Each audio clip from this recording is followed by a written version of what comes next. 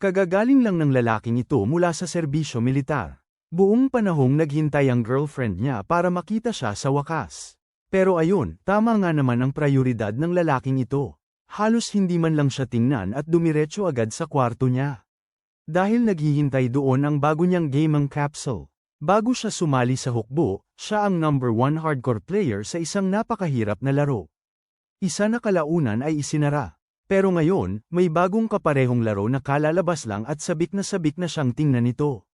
Pagpasok sa mundo ng laro, may yugto ng paglikha ng karakter. Kaya dali-dali niyang binigyan ng sarili niya ng astig na hairstyle na hati sa gitna at isinumite ang pangalan niya bilang Kaiser. Pagkatapos, napunta siya sa parang larangan ng digmaan sa wakas ng mundo bilang panimulang antas. Grabe ang ganda ng graphics ng VR, pero kailangan muna ng sandata. Pumili si Kaiser ng espada at nakilala si Charlie, ang kapitan ng mga kabalyero, na dinala ang mersenaryo para harapin ang labanan. Malala ang sitwasyon, at natatakot si Charlie na mas malaking sakuna ang darating kapag hindi nila napigilan ang mga halimaw.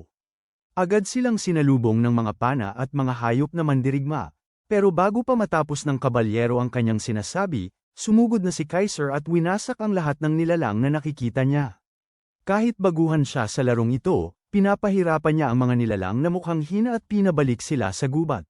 Sa lahat ng panahong ito, nag-aalala siya na baka hamina na ang kanyang mga kasanayan, pero pakiramdam niya ay mas magaan pa nga ang kanyang mga paa.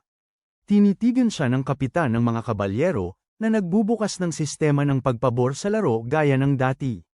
Malaki ang tiwala ng kapitan sa kanya kaya hindi na nito alintana kahit magkamali pa ang ating bida, kaya naman tinawag siyang Affection Max. Susunod, kailangan nilang puksain ang isang madilim na salamangkero sa loob ng tarangkahan, nang biglang mas maraming halimaw ang lumabas sa loob ng kastilyo. Balak ni Charlie na pigilan ang mga ito at sinabi sa bayani na pigilan ang nagpapatawag, ipinagkatiwala ang kinabukasan sa ating bida.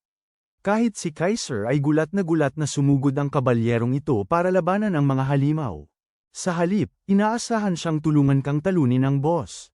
Ang kanyang ugali ay dapat magbago batay sa mga aksyon ng gumagamit, ngunit ang nagkukubli sa kabilang panig ng pintong ito ay talagang nakakatakot, kaya't pati ang sistema ay nagbabala sa kanya. Agad na nararamdaman ni Kaiser na ito ay isang nakatagong bahagi, isang sadyang itinagong mekanismo na nangangailangan ng biglaang mga kondisyon upang matugunan. Sa kabila ng panganib, nasa sabik siyang harapin ang nasa unahan, kaya't bumukas ang pinto, ngunit sa halip na isang madilim na mangkukulam, isang napakalaking nilalang ang naghihintay sa harapan niya. Isang halimaw na nakatanikala, nababalot sa kulay pulang aura, ang demonyong dragon na may dugong bakal ay nakaharap sa kanyang susunod na biktima. Habang si Kaiser ay takot na makakalaban niya ang isang maalamat na boss sa simula pa lang. Ang bagong larong ito ay humiram ng ilang bagay mula sa nakaraang Demlock. Isa sa mga inspirasyon na iyon ay ang sistema na bumubuo sa ranggo mula sa normal, rare, heroic, at legendary, na kilala rin bilang tier system. Ang tier system ay gumagana rin sa bawat boss monster sa bawat level, at ang pinakamahirap sa kanila ay ang mga unique monster na may sarili talagang pangalan. At gaya ng hula ninyo, ang lalaking ito na may nakakatakot na mukha ay isa nga sa mga dragon na iyon, isang boss na may pangalan. Nag-iipon ito ng matinding lakas at umuungal ng nakakabinging presyon. Ang matinding presyon na ito ay nakabibigla sa manlalaro, na nagiging dahilan para maglabas ang sistema ng iba't ibang screen, na nagpapalam sa kanya ng uri ng dragon at pati na rin ang pagbawas sa kanyang mga pisikal na kakayahan. Lahat ng may kinalaman sa paggalaw ay bumaba ng 20 hanggang 25%, at sa puntong ito ang ating bida ay nagtataka na lang kung ano ang iniisip ng mga game developers nang ilagay nila ang bagay na ito sa laro.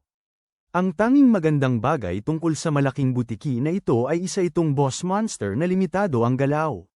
Kahit na ganoon, ang matamaan ng isang atake mula sa kanyang kamay ay agad na pagpunta sa kabilang buhay. Hinarap na ni Kaiser ang mga ganitong sitwasyon sa Demlock. Ang kanyang mga kalaban ay nakakatakot na mga halimaw na boss, kaya isa lang ang natitirang pagpipilian, ang pumatay o mamatay. Inilabas ng astig na manlalaro ang kanyang espada at iniwasan ang unang atake, isang atake na sumire sa lupa. Umiiwas siya sa kanyang kanan bago sumugod muli sa laban gamit ang isang malawak na taga, na nagdulot ng pinsala sa dragon. Isang pangalawang ungol ang nagpatigil sa kanya. Napagtanto ni Kaiser na malapit na siyang maapakan, kaya sinalubong niya ang kamay gamit ang isa pang taga ng espada, ngunit tumalsik siya ng ilang talampakan dahil sa impact. Saglit niyang tinignan kung gaano na ang pinsalang nagawa niya, at sa milyon-milyong life points. 120 lang ang nabawas ng taong ito. Sa madaling salita, kailangan niyang mag-focus o baka mapahamak siya. Ito ang pinakamahirap na antas lalo na tutorial boss pa lang. Muling hiniwa ni Kaiser ang dragon, habang inaalala ang mga nakakabahalang komento na nabasa niya sa forum tungkol sa dragon na ito. Tila kahit ang mga pinakamagagaling na manlalaro sa larong ito ay hindi nagawang talunin ang nilalang, ngunit tila nagtatagumpay ang ating bida sa mga hiwa na ito. Parami ng parami ang mga komentong pumapasok sa kanyang alaala, habang ginagamit niya ang kanyang espada upang harangin at sugatan ang dragon sa bawat pagkakataon. Nakakatuwa ring napansin sa mga komento kung paano nabunyag ang pangalan ng uri ng demonyong dragon. Akala ng karamihan sa mga manlalaro ay isa itong uri ng bug, ang iba naman ay hindi ito maintindihan. Kasi, may isang tao na sa wakas ay natalo ang tutorial boss monster sa unang pagkakataon. Sa pagtusok sa kuko ng dragon, patuloy niyang sinasaktan ang halimaw sa pamamagitan ng walang tigil na pagtaga. Talagang ginaya ni Kaiser ang estilo ni Levi Ackerman Beyblade sa kanya at sinimulan niyang hiwain ang buong katawan ng halimaw. At sa wakas, bumagsak ang dragon, na nagpangalan sa kanya bilang unang taong nakatalo sa isang legendary boss sa tutorial.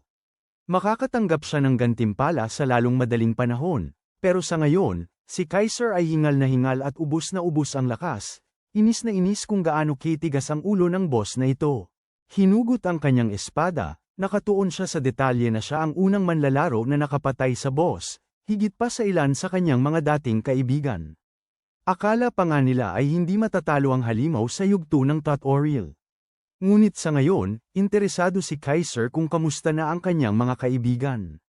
Bilang kanyang gantimpala, nakamit niya ang titulo ng unang tagapatay, nabuksan ang ilang katangian para sa kanyang gameplay, ang una rito ay ang Master ng Armas. Ang pangalawa ay nakatagong dragon, ang pangatlo ay tagapatay, ang pang-apat na bayani, ang panglima ay napagtagumpayan. Natugunan na ang lahat ng kanilang mga kondisyon, kaya't nabuksan ang mas makapangyarihang katangian na tinatawag na mata ng katotohanan. At mula pa lang sa unang impresyon, nagulat si Kaiser na nakakuha siya ng ganoon karami sa isang laban lang. Pagkatapos ng lahat, sa karaniwang tutorial, isang katangian lang ang ginagantimpalaan sa bawat manlalaro. Pag-usapan natin ang mga katangian sa loob ng isang segundo. Isa sila sa mga espesyal na sistema sa larong ito, na iba-iba mula sa iba't ibang uri tulad ng gabay at dalubhasa sa espada. Ang ilan sa mas mataas na antas ay ginagantimpalaan lamang batay sa pagganap. Sa kasalukuyan, halos doble na ang mga estadistika ni Kaiser. Ang kanyang mga epekto ng espada ay tumaas din kasama ng maraming iba pang magagandang dagdag. Tinitingnan niya ang espesyal na katangian, na nagpapahintulot sa kanya na makita ang mga bagay na karaniwang nakatago. Malabo ang epekto nito, at syempre, habang ang dalubhasa sa armas at tagapatay ng bayani ay magagandang katangian sa kanilang sarili, pero hindi sila espesyal. Laging may ilang tao sa hanay ng mga manlalaro na magtataglay ng ganyang mga katangian. Pero pagdating sa isang kakaibang kasanayan tulad ng mata ng katotohanan, ito ay natatangi. Sa madaling salita, sinuwerte ang lalaki sa pagkakataong ito, nakakuha siya ng maraming iba't ibang gantimpala, at nakamit ang isang napakalaking tagumpay. Pati ang titulong nakuha niya ay nagbibigay sa kanya ng espesyal na epekto para makapagbigay ng 10% na mas mataas na pinsala sa mga halimaw na boss. Sa ngayon, parang nabubuhay sa luho si bro, lalo na't karaniwan ay ang malas niya sa nakaraang laro. Katulad ko tuwing nagbubukas ako ng case sa Counter-Strike. Sa iba pang bagay, tinitingnan niya ang pagbukas ng pinto. Si Kapitan Charlie pala, duguan at may mga pasa. Nagulat ang lalaki nang makita ang manlalaro, at nagtanong kung talagang napatay ni Kaiser ang mga halimaw ng mag-isa. Hindi maisip ng kapitan kung bakit hindi man lang gaanong nasugatan ang lalaking ito, kaya nagtataka siya kung anong klaseng napakalakas na manlalaro ba siya. Pinili niyang huwag nang alamin ang tungkol sa nakaraan ni Kaiser, at sinabi niya na karaniwan, ang mga bayani ay isinilang sa panahon ng matinding kaguluhan, kaya ang pagdating ng lalaking ito ay isang tanda ng pag-asa sa mundo. Nakakawalang gana sa ating bida ang ganitong kabaduyang dialogo, habang ang lalaki ay lumuhad para pakiusapan ang bayani na bigyan siya ng pagkakataong maging kanyang espada. Ipinapaliwanag pa ng sistema na ang kanyang intensyon ay tunay, at magiging tauhan siya ni Kaiser dahil dito. Ang ating bida ay tulala sa alok, saka isa pa, patay na si Charlie sa bersyon ng laro, kaya walang magiging espesyal na benepisyo. Binigyang diin sa tutorial na ang kaganapang ito ay mangyayari sa nakaraan, at iniisip na isa lamang itong formalidad, sinabi ni Kaiser sa kapitan na gawin ang gusto niya. Ang kanyang mga salita ay binigyang kahulugan bilang pagtanggap, na nagpapahintulot sa kanya ng suporta ng kapitan. Ang lalaki ay makakatulog na ngayon ng payapa, umaasa para sa mas magandang kinabukasan kasama ang bayani. Napansin ni Kaiser ang mga salitang yon, habang iginigiit ng sistema na siya ay malapit nang bumalik sa Pantene. Isang malaking portal ang lumilitaw sa likod niya, oras na para lisanin ang yugto ng pag-aaral, pero bago siya umalis, tinawag ng kabalyero ang kanyang master at tinanong kung saan sila susunod na pupunta. Nag-iisip sandali, sumagot si Kaiser na pupunta sila kung saan sila kailangan, dahil magulo ang mundong ito. Tuwang-tuwa ang kabalyero sa sagot na ito, parang sinipi ni bro si Socrates o kung ano. Anyway, nagsisimula na ang proseso ng paglipat na may 5 segundong timer, inabot sa kanya ng kapitan ng isang artifact bago matapos ang pagbilang, at sa kanyang huling mga salita, ngumiti si Charlie at nagpasalamat sa kanyang pinuno, umaasa ng kaligtasan. Agad na bumalik si Kaiser sa Pantene pagkatapos ng sequence na ito, tinatanggap siya sa isang lugar kung saan pumipili ang manlalaro ng isang Diyos at nagsisimula ng landas para sa kanilang mga pagpapala. Humahanga siya sa sikat na Pantene na estruktura, ngunit mas karaniwan, maituturing itong isang ordinaryong silid para sa gacha. Ang lugar ring ito ang responsable sa pagpapaluha at pagpapatawa sa maraming manlalaro depende sa kanilang swerte, dahil ang Diyos ng gacha ang namamahala sa kanilang kapalaran. Dahil isang Diyos lang ang pwedeng paglingkuran ng isang manlalaro, ang kanilang landas ay dinedesisyonan ayon dito. Lahat sa larong ito ay nahahati sa mga antas. Ang mga Diyos mismo ay may sariling mga antas, pabula, bayani, at mitolohiko. Ang mga Diyos ng pabula ay mga nilalang na naging Diyos sa pamamagitan ng mga kwentong kumalat noong unang panahon. Ang mga Diyos ng bayani ay mga nag-ambag sa kapakanan ng sangkatauhan na bumubuo sa kanilang pag-akyat. Sa huli, nariyan ang mga mitikong Diyos, ang mga responsable sa buong mitolohiya, tulad ni Zeus o Odin, mula sa kani-kanilang mitolohiya. Gaya ng inaasahan, ang mga Diyos ng mito ang pinakamataas din na antas. Ang bawat lumulutang na card sa dimensyong ito ay naglalaman ng iba't ibang Diyos, kaya pinapayagan siya ng sistema na pumili ng isa. Alam na medyo sablay ang swerte ng ating bida, hindi siya gaanong nagmamalasakit, ngunit ang labis na ikinagulat niya ay isang kumikinang na gininto ang card sa gitna ng iba. Sa paggamit ng kanyang mata ng katotohanan, biglang napagtanto ni Kaiser na maaari niyang gamitin ang kakayahang ito upang makita kung ano ang nasa likod ng anumang card. Dito nagiging talagang nasira ang loob, dahil malalaman niya talaga kung anong gacha pool ang pinakamaganda at basta gagamitin niya iyon para sa kanyang kalamangan. Ang mga kaparehong kakampi na nagsabi sa kanya na ang malas-malas niya, naapektuhan ang kanyang damdamin dahil palagi itong nagpapadama sa lalaking ito ng kalungkutan. Ngunit ngayon, nagbago na ang mga bagay. Opisyal na siyang magiging isang malakas na kalaban. Hindi mapigilan ni Kaiser ang kanyang pananabik at mukhang nakakatawa dahil alam niyang panalo na siya. Mula ngayon, nagpasya siyang targetin na lamang ang mga gintong baraha para sa kanyang sariling kapakinabangan. Kinuha niya ang unang baraha, nagliliwanag sa gintong kislap, nakuha ang isang brasong Diyos ng espada na si Tyr. Ito ay isang mitikong hila, kaya iyon ang kapana-panabik na bahagi, ngunit kasabay nito. Ang sistema ay naglabas ng kakaibang mensahe. Mukhang hindi pa kwalipikado si Kaiser para maging apostol ni Tyr, kaya pinapakiusapan siyang bumunot muli ng baraha. Umiiyak si bro, nagtatanong kung bakit ba hindi siya pwedeng maging apostol. Kahit ang mitolohiyang Diyos ay gulat sa revelasyong ito. Kakaiba ang pangyayaring ito, hindi pa siya nakarinig ng manlalaro na nakaranas ng ganito. Ang salitang sisidlan ay nananatili sa kanyang alaala, dahil kadalasan, tuwing pinapatay ang isang user ng supling ng demonyong Panginoon, ang Diyosa ay nagbibigay ng revelasyon sa kanila. Ang problema lang, napatay ni bro ang supling, kaya hindi man lang dumating ang Diyosa. Sa madaling salita, si Bro ay nagdurusa sa tagumpay dahil pinatay niya ang tutorial boss, kaya hindi niya natanggap ang basbas ng Diyosa. Sinuri ni Kaiser ang kanyang system stats, at wala siyang makita. Ang bahagi ng apostol ay ganap na nawawala, kaya isa lamang siyang ordinaryong adventurer. Nagpapahirap ito sa kanya, kaya pinag-iisipan niya ang kanyang susunod na hakbang. Parang naglabas siya ng Egyptian God card mula sa Yu-Gi-Oh! Pero ngayon hindi niya man lang ito ma-summon. Bawat card ay pareho ang sinasabi, dahilan para mapaluhod siya, biktima na naman ng kanyang malas na swerte. Hindi maintindihan ng ating bida kung ano ang dapat niyang gawin, dahil kahit burahin niya ang karakter na ito at magsimulang muli, kailangan pa ring maghintay ng 2 buwan, pero bigla na lang itong nangyari. Napatingin ang kanyang mata sa kanan niya, napansin ang isang kakaibang card, isa na nagliliwanag na may nagbabagang pulang enerhiya. Ang card na ito ay natatangi dahil hindi pa niya ito naririnig. Matapos piliin ang nakatagong card, nakuha niya ang nakalimutang huling adventurer, si Casher, na nakakatugon sa mga kinakailangan para maging apostol ng lalaking ito. Pula ang mundo ni Kaiser dahil alam niyang espesyal ang sitwasyong ito. Ito'y isang nakatagong parte na walang nakakaalam.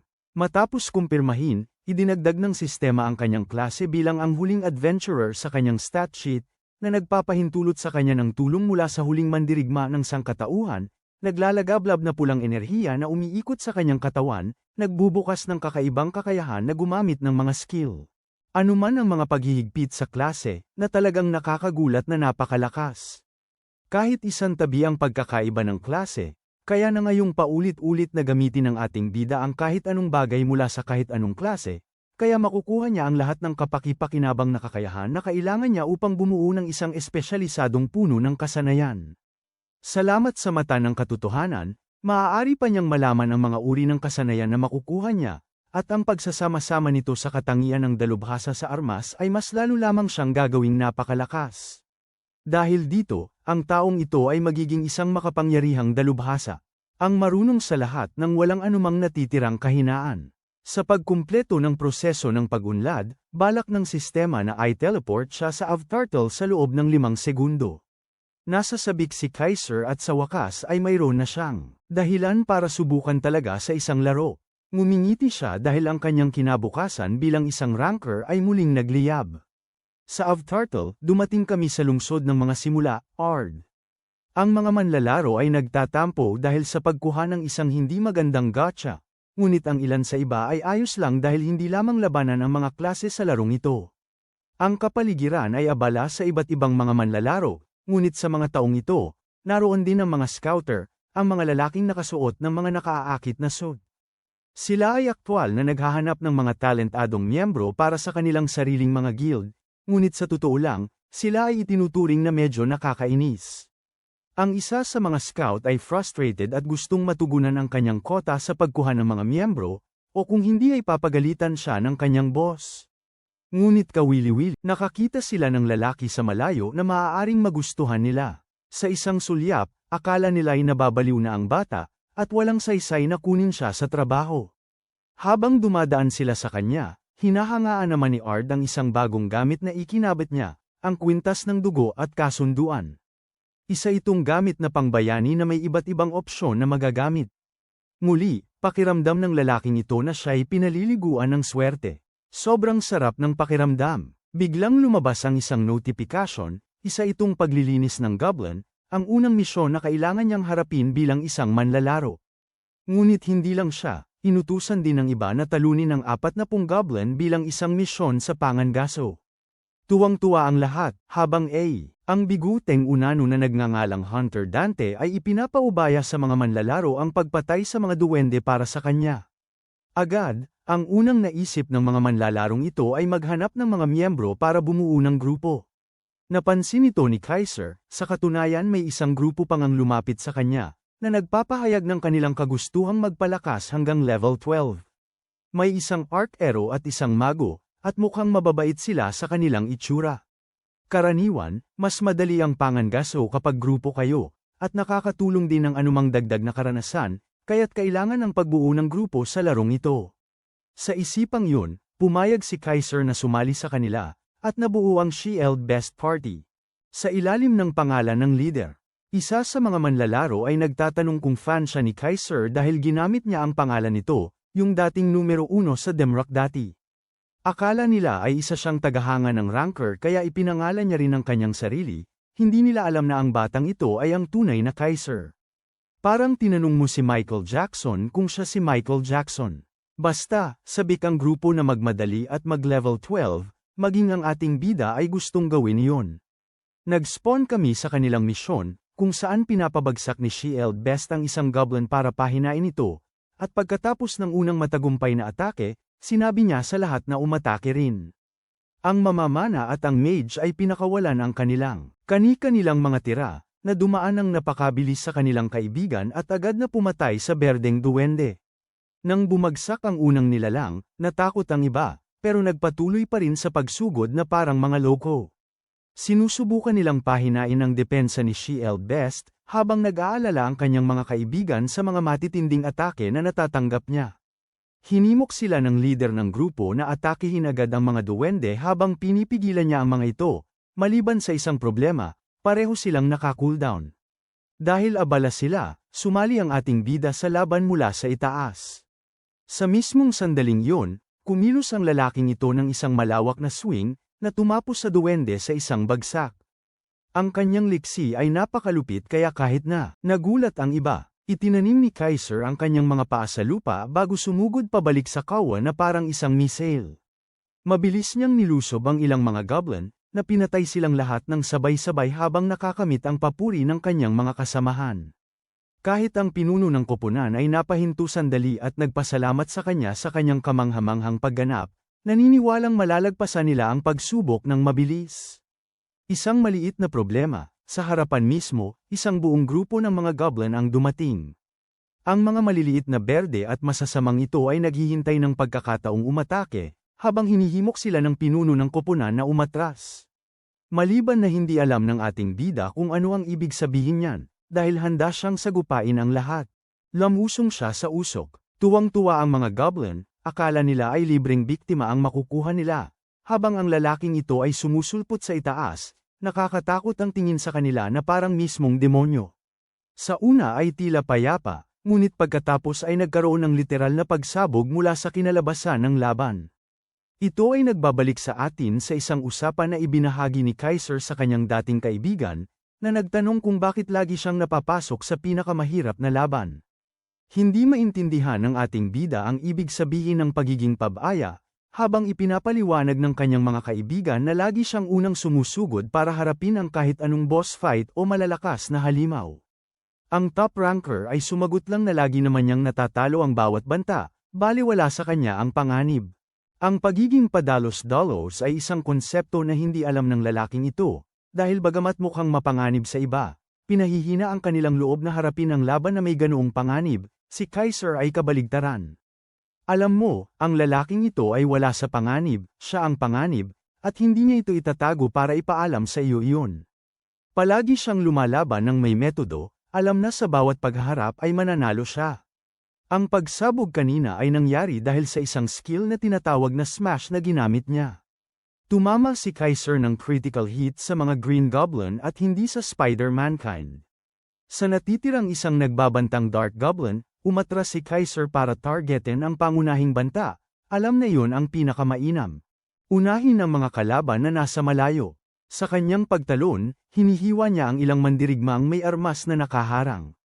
Nagpakawala ng nakal-alasong bala ang maitim na goblin para subukang pabagalin siya, ngunit agad na ginamit ng lalaking ito ang kanyang katangian na pagtagumpayan para lampasan ang kanyang mga limitasyon. Pinatatalas nito ang kanyang pandama, kaya nagawa ng lalaking ito na ilihis ng tama ang atake, na nagpatigil sa goblin dahil sa kanyang bilis. At pagkatapos ay tinapos niya agad ang buhay nito, bago harapin ang isa pa sa harapan at patumbahin din ito. Hinarang ni Kaiser ang atake at buong determinasyon na nagpakawala ng isang magandang hiwa na tumapos sa halimaw. Aktibo ang epekto ng katangiang dalubhasa sa sandata, kaya nagamit niya ang kakayahan na tinatawag na gamitin ang kahinaan. Siyempreng natutuwa ang bata sa kanyang pag-unlad, hinablat ang maikling dagger at ibinato ito mismo sa mata ng goblin, tumama ng husto. Pinapaligiran siya ng mga goblin. Inatake siya ng isa gamit ang pamalo, tinabig ito ni Kaiser, kaya nagamit din niya ang espesyal na kakayahan ng sandata. Kinuha ang pamalo, umastang Asian parent ang lalaking ito sa kanyang mga kalaban. Una, itinapon niya ang dagger sa lalamunan ng halimaw, bago niya pinagpapalo ang mukha nito gamit ang pamalo, halos durugin ito. Nadagdagan ang husay niya sa sandata sa proseso, tumaas ang kanyang antas. Sa ngayon, maganda ang takbo ng mga pangyayari para sa kanila. Gusto niya sana matuto ng mga kasanayan ng walang anumang limitasyon, ngunit wala siyang ideya na maaari niya ring gamitin ang mga ito kaagad sa laban. Sa kabila ng pagod, tuwang-tuwa rin siya na umabot sa ganitong antas. Ngunit habang nasa sabik siya, ang mga nanunood sa kanya ay halos hindi makapaniwala sa kanilang nakikita. Hindi maisip ng leader ng grupo kung paano nagawa ng isang solong manlalaro ang hindi nagawa ng kahit isang may karanasan na grupo laban sa isang kawan ng mga goblin. Ang lalaking ito ay nasa ibang antas para harapin ang isang banta na tulad nito, at ang pangalang Kaiser ay nagsisimula ng magkaroon ng kahulugan. Iniisip ni Shieldbest kung ang taong ito ay ang parehong tao mula sa dati, ngunit ayaw niyang tanggapin ang hindi kapani-pani walang katotohanan na yon. Pagkatapos ng lahat, ang parehong henyo, ang Rancor ay nawala sa mundo sa loob ng 2 buong taon. Hindi kaya na ang parehong lalaki ay sumulpot sa kanyang party, di ba? Iyan ang iniisip niya, pero nagtatanong siya, sino ba talaga ang lalaking ito? Si Kaiser ay tila isang yandir ngayon, sabik ang mga bro para sa kanyang rangkadong kinabukasan. Iniisip ni Shieldbest na talagang baliw na ang lalaki. Nagbalik sa kanyang katinoan, nakita ni Kaiser ang papalabong bangkay at napagtanto na ang parehong punyal at paniki ay mawawala dahil bahagi sila ng kalaban. Gayunpaman, marami siyang nagawa sa pamamagitan ng paglampas sa mga paghihigpit sa armas, kaya masaya siya. Binuksan ang status window, sinuri niya ang kanyang level at stats. Mula sa isang pangangaso, dumadagdag siya ng 3 antas, na sapat na. Kahit may access siya sa lahat ng sandata, gusto ni Kaiser ang kanyang espada at balak niyang ilagay ang kanyang puntos sa lakas at liksi. Ang iba pang stats ay ligtas na nasasakop sa pamamagitan ng kanyang mga item at trade, kaya kalmado lang siya. Sa gitna ng kanyang pagdiriwang, dumating ang kanyang mga bagong kaibigan para purihin siya dahil sa sobrang galing niya sa laro. Pinupuri siya ni Shieldbest bilang ang tunay na Kaiser, habang hindi maisip ng iba kung bakit susubukan ng legendary Rancor na maglaro muli ng larong ito. Gayunpaman, ang kanyang mga kasanayan ay pinakamahusay sa lahat, kaya hindi imposible para sa kanila na maniwala sa katotohanan. Habang nagtatalo sila, ang tanging kaya ni Kaiser ay, ang pagintindi, pag-unawa, pagtanggap sa sarili niya ang dahilan kaya siya ang tunay na Kaiser. Dahil sa kuryusidad, tinanong nila kung gumamit siya ng isang mitolohikal na Diyos para sa kanyang pinsala, na magalang naman niyang sinagot sa pamamagitan ng pagsasabing ito ay dahil sa kanyang mga katangian at titulo. Namangha sila na nakakuha siya ng magagandang bagay, at nagtataka kung balak niyang maging isang ganap na Rancor. Sandaling katahimikan ng bamalat sa grupo, at iminungkahi ni Shieldbest na manghuli pa sila pagkatapos nilang makapahinga. Handa nang sumabak ang iba pang mga lalaki at wala ring problema kay Kaiser. Sa katunayan, ang kanyang grupo ay lalo pang naging kumpiyansa at umaasa sa kanyang ambag. Ngunit mula sa kanilang mga usapan, ang tanging naalala niya ay ang kanyang nakaraan. Mga salita ng grupo, gusto nilang ipaubaya sa kanya ang pagsalakay, ngunit positibo niyang naalala ang karanasang ito at iniisip kung ano na kayang ginagawa ng kanyang mga dating kaibigan. Bigla, isang apurahang misyon ang lumitaw sa anyo ng isang maliit na halimaw na boss. Inaasahan ng grupo na talunin ang mutanteng goblin na walang limitasyon sa oras, na ikinagulat ni Kaiser. Lumipat naman ang kwento sa pasukan ng kuweba kung saan nakatayo ang buong grupo. Sa wakas ay dumating na sila upang harapin ang mutanteng goblin at tapusin ang misyon. Patuloy na nagrereklamo ang mamamana at ang salamangkero tungkol sa kanilang nararamdamang pag-aalala, kahit na silang lahat ay nagsumikap na at umabot na sa level 9. Pumunta dito nang walang pigil. Nauunawaan naman ng ating bida kung saan nanggagaling ang pagkabahala na ito, dahil ang piita na kanilang papasukin ay kilalang kilala at bantog bilang Newbie Slayer sa mga manlalaro. Naalala ni Kaiser na nabasa niya ang mga review kung saan paulit-ulit na pinag-uusapan at kinakabahan ang mga tao kung paano malalampasan ang piitang ito nang hindi namamatay ng paulit-ulit sa bawat pagtatangka. Dagdag pa rito, halos tiyak na may mamamatay sa kanilang unang subok. Dahil dito, nakakuha ang piitan ng ilang palayaw, kabilang na ang libingan ni Arda, sa mga manlalaro. Habang tuluyang pumapasok ang grupo, patuloy na iniisip ni Kaiser ang sobrang hirap ng lugar at kung paano ito nangangailangan ng tiyak na mga paraan ng pagtutulungan kung gusto ng isang tao na malampasan ito ng maayos. Habang mas lumalalim ang grupo sa loob, patuloy silang nagrereklamo kung paanong ang ganitong lugar ay dapat ipagbawal at alisin na sa laro. Pagkatapos pakinggan ang lahat ng mga negatibong komentong ito, sinusubukan ng leader na si Shieldbest na hikayatin ang kanyang grupo sa pamamagitan ng pagpapaalala sa kanila na wala silang pagpipilian kundi talunin ang dungeon na ito kung gusto nilang kumita ng tiket upang makasali sa mas matataas na antas ng pagsalakay. Katulad ng kung paano mas gusto ng mga kumpanya ang mga bihasang intern kaysa sa mga baguhan, sinusunod ng mga guild sa larong ito ang parehong prinsipyo, at dahil doon, ang paglampas sa dungeon na ito ay nagiging kailangan. Kung gusto nila ng tunay na pagkakataong sumali sa isang maayos na guild o grupo. Nagtakda pa nga ang laro ng mahigpit na alituntunin para siguraduhing walang makakapanloko sa sistema, at ang buong progreso ng bawat manlalaro ay naitatala sa isang kakaibang libro ng mga pakikipagsapalaran. Kaya naman walang sino man ang basta makapagsisinungaling na nalampasan nila ang piitan nang hindi talaga nila nagawa. Naiintindihan ni Kaiser na sa ngayon, kailangan niyang siguraduhing malampasan ang piitang ito kung gusto niyang magkaroon ng pagkakataong sumali sa pagsalakay sa boss sa susunod na lungsod.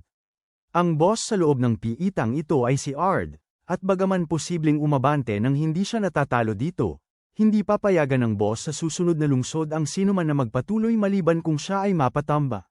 Dahil dyan, alam ni Kaiser na kailangan niyang patunayan na kaya niyang sumali sa isang tunay na samahan.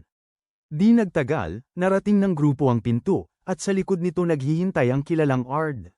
Malinaw na ipinapakita ng panel ng laro na hindi hihigit sa 4 na tao ang maaaring pumasok, at lahat sila ay dapat na nasa ilalim ng level 10, na eksaktong tumutugma sa kanilang team.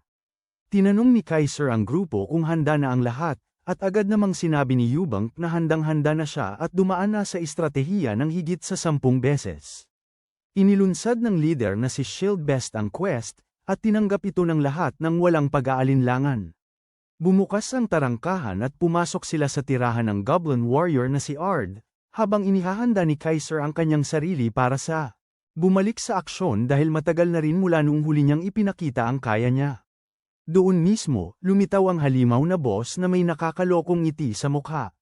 May dala siyang napakalaking 20,000 hit points at umungol habang naghahanda siyang durugin ang grupo ng mga adventurer na naglakas loob na gisingin siya. Kinabahan si Eubank sa kung gaano katotoo ang lahat, at kinakabahang nagtanong kung laro pa rin ba ito, o kung napunta siya sa ibang mundo. Sumigaw si Kaiser sa lahat na maging alerto dahil sumugod ang boss sa kanila. Napatingin si Shieldbest kay Kaiser at naisip na gaano man siya kalakas, hindi niya kayang protektahan silang lahat ng sabay. Mabilis siyang humakbang, itinaas ang kanyang kalasag, at sinasabi sa iba na umatras habang naghahanda siyang seluhin ang buong lakas ng pagsugod ng amo. Nagawa niyang masindak ang amo at sinabi sa lahat na samantalahin ang pagkakataon at atakihin ito ng buong lakas.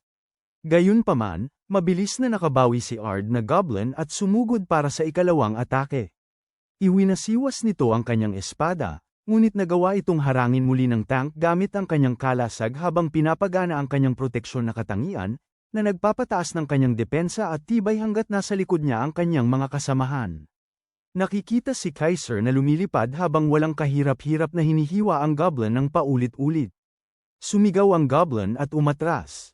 Tumingin si Shieldbest sa halimaw ng nakangiti, na pagtanto na maaaring malagpasan nila ang unang bahagi ng walang problema.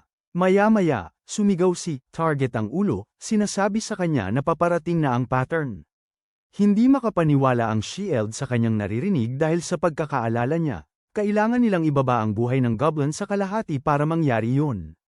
Gayunpaman, nagulat siya nang tumingin sa halimaw at napagtanto na naabot na ang kondisyon. Maya-maya, sumulpot muli ang ating bida at hiniwa ang kamay ng goblin.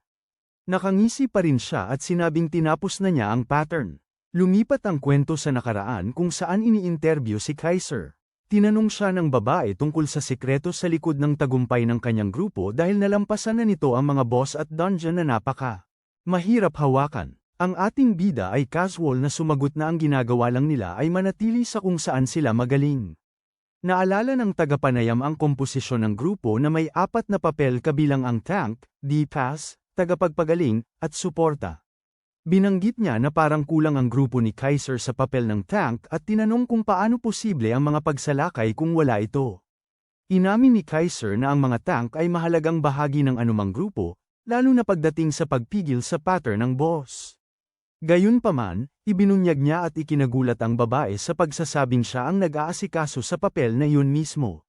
Bumalik sa kasalukuyan, napasigaw si Ard sa sakit matapos mapigilan ang pattern nito at ang naputol ang braso. Hindi makapaniwala si Shieldbest sa nakikita niya dahil sa pagkakaalam niya, kahit mga tank ay mahihirapang pigilan ang atake ng isang boss. Narito, ang umaatake sa grupo ay gumagawa ng isang himala, nagagawa ang hindi niya kaya sa isang dagok lang. Sumugod muli ang goblin na si Ard, ngunit muling napabagsak ni Kaiser nang walang kahirap-hirap. Tuwang-tuwa ang archer at itinuro na ang umaatake sa grupo ay tuma-target lamang sa mga importanteng bahagi. Sa puntong ito, naputol na ni Kaiser ang isa pang atake at ang boss ay mayroon na lamang kulang sa isang kapat ng kanyang HP. Sumigaw si Shieldbest sa grupo na maghanda para sa susunod na Phase 2. Naghanda ang mage at ang archer dahil ayaw nilang hayaan si Kaiser. Ang kinin ang buong atensyon. Ang mutant na mandirigmang goblin ay ipinakita ang kanyang katangian at pumasok sa isang galit na estado. Inaasahan na ito ng ating bida at inalala kung paano ang bawat boss ay may iba't ibang kakayahan. Naalala niya na si Ard ng goblin ay binigyan ng 2 katangian ng laro na kilala bilang 007. Ang kanyang unang katangian ay naglalagay ng debuff sa koponan ng kalaban kapag ito ay tinamaan ng pisikal na pinsala ng 4 o higit pang beses. Ang pangalawang katangian ay nagpapahintulot dito na ibalik ang pinsala ng mahika kung ito ay ginamit ng 3 beses o higit pa. Bukod dito, ang epekto ng pagka-berserk ay binabawasan din ang kanilang bilis ng 4%. Nagreklamo ang archer tungkol sa debuff at nagtalo na ang boss na ito ay lalong nagiging hindi balanse sa bawat segundo kahit na ito ay halos walang nagawa sa labang ito. Si Kaiser naman ay hindi pa rin apektado ng kahit anong debuff. Ang kanyang katangian ay nagpapahintulot sa kanya na balewalain ang epekto ng berserk na siyang nagpapasigla sa kanya. Habang nagbibigay ng utos si Shieldbest na iwasan ang mga atake at mag-focus sa pag-ilag sa ngayon, may ibang plano si Kaiser. Ibinubunyag niya ang kanyang intensyon na basta na lamang gapiin ang halimaw at sumugod. Sumasaksak si Ard na parabang may pag-asa siya, at gaya ng inaasahan, napakalakas ng MC at hiniwa ang halimaw na tila napakadali. Samantala, hindi pa rin maintindihan ng mamamana at ng mage kung bakit hindi apektado si Kaiser ng mga debuff. Pati si Shieldbest ay nawalan na ng pag-asa na matatalo sila sa laban na ito. Siya ay tinitignan si Kaiser nang nagtataka at nagtataka pa rin kung siya nga ba ang Kaiser mula sa mga alamat. Sa puntong ito, silang tatlo ay nanunood lang habang patuloy na winawasiwas ni Kaiser ang kanyang espada sa goblin. Sa gitna ng laban, umabot sa level 10 ang ating bayani at tumaas ang kanyang kahusayan sa paggamit ng espada sa level 7. Dahil dito, ang kanyang pinsala gamit ang espada ay tumaas ng 7%. Sumugod siya patungo sa goblin para sa isang panghuling atake at biglang lumitaw sa harap nito at hinati ito sa gitna. Sa pamamagitan nito, ipinabatid ng sistema ng laro sa kanila na ang mutant goblin warrior na si Ard ay natalo at ang piitan ay nalinis na. Sa halip na magdiwang, nananatiling abala sa kanyang isipan si Shieldbest sinusubukang alaman kung ang taong nasa harap nila ay ang mismong maalamat na Kaiser at hindi lang basta imitasyon. Nang marinig ito, natigilan din ang dalawa. Pagkatapos, sinabi ng sistema ng laro na nabasag nila ang record at nakuha ang unang pwesto sa ranggo ng time limit. Ang mga gantimpala ay ibinibigay batay sa ambag at tulad ng inaasahan, si Kaiser ang nanguna sa koponan. Nakatanggap siya ng pulang pang-unang top at iba pang gamit ng goblin na malamang hindi niya gagamitin. Dagdag pa rito, nakuha rin niya ang titulong trono ng time attack na nagpapataas ng kanyang speed stat ng 10%. Nakatayo si Kaiser nang may pagmamalaki habang muli siyang sumisikat. Tinitingnan ang kanilang mga screen ng sistema. Sobrang nasasabik ang lahat sa mga luhang Diyos na nakuha nila. Umawit ng papuri sa ating bida ang Arc Arrow at ang Mage, pero ngumingiti lang siya bilang tugon. Nagsalita naman si Shield Best na medyo nahihiya, humihiling na tingnan niya ang pangalan sa listahan ng ranggo. Dahil ang tank ang pinuno, lumalabas ang pangalan niya sa screen. Humingi siya ng paumanhin dahil hindi niya naisip na palitan ang pangalan bago sila pumasok sa piitan. Naintindihan ni Kaiser at napagtanto na ang pagkaroon ng iyong pangalan sa ranggo, lalo na sa unang pwesto, ay tiyak na malaking bagay. May posibilidad pang ang matanggap sa top 10 guilds sa ganoong tagumpay. Kahit na ito ay para sa mga baguhan, antas ng piitan nagagawa pa rin nilang agawin ang atensyon mula sa nangungunang manlalaro, si Annihilation. Pagbalik sa grupo, muling humihingi ng tawad ang tank at nag-aalok na magbayad para makabawi sa pagkakamaling iyon. Ngumingiti lang ang ating bida at agad silang pinapatawad dahil nangyayari talaga ang mga ganitong bagay. Automatikong naitatala ng computer ang pangalan ng leader pagpasok sa piitan at hindi rin niya inaasahang makukuha niya ang unang pwesto. Sa loob-loob niya, masaya siya dahil medyo mahirap ding mapunta sa atensyon.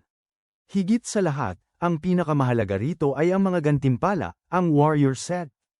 Kahit iba-iba ang grado nito, isa ito sa pinakamagandang bagay na makukuha mo sa lugar na ito.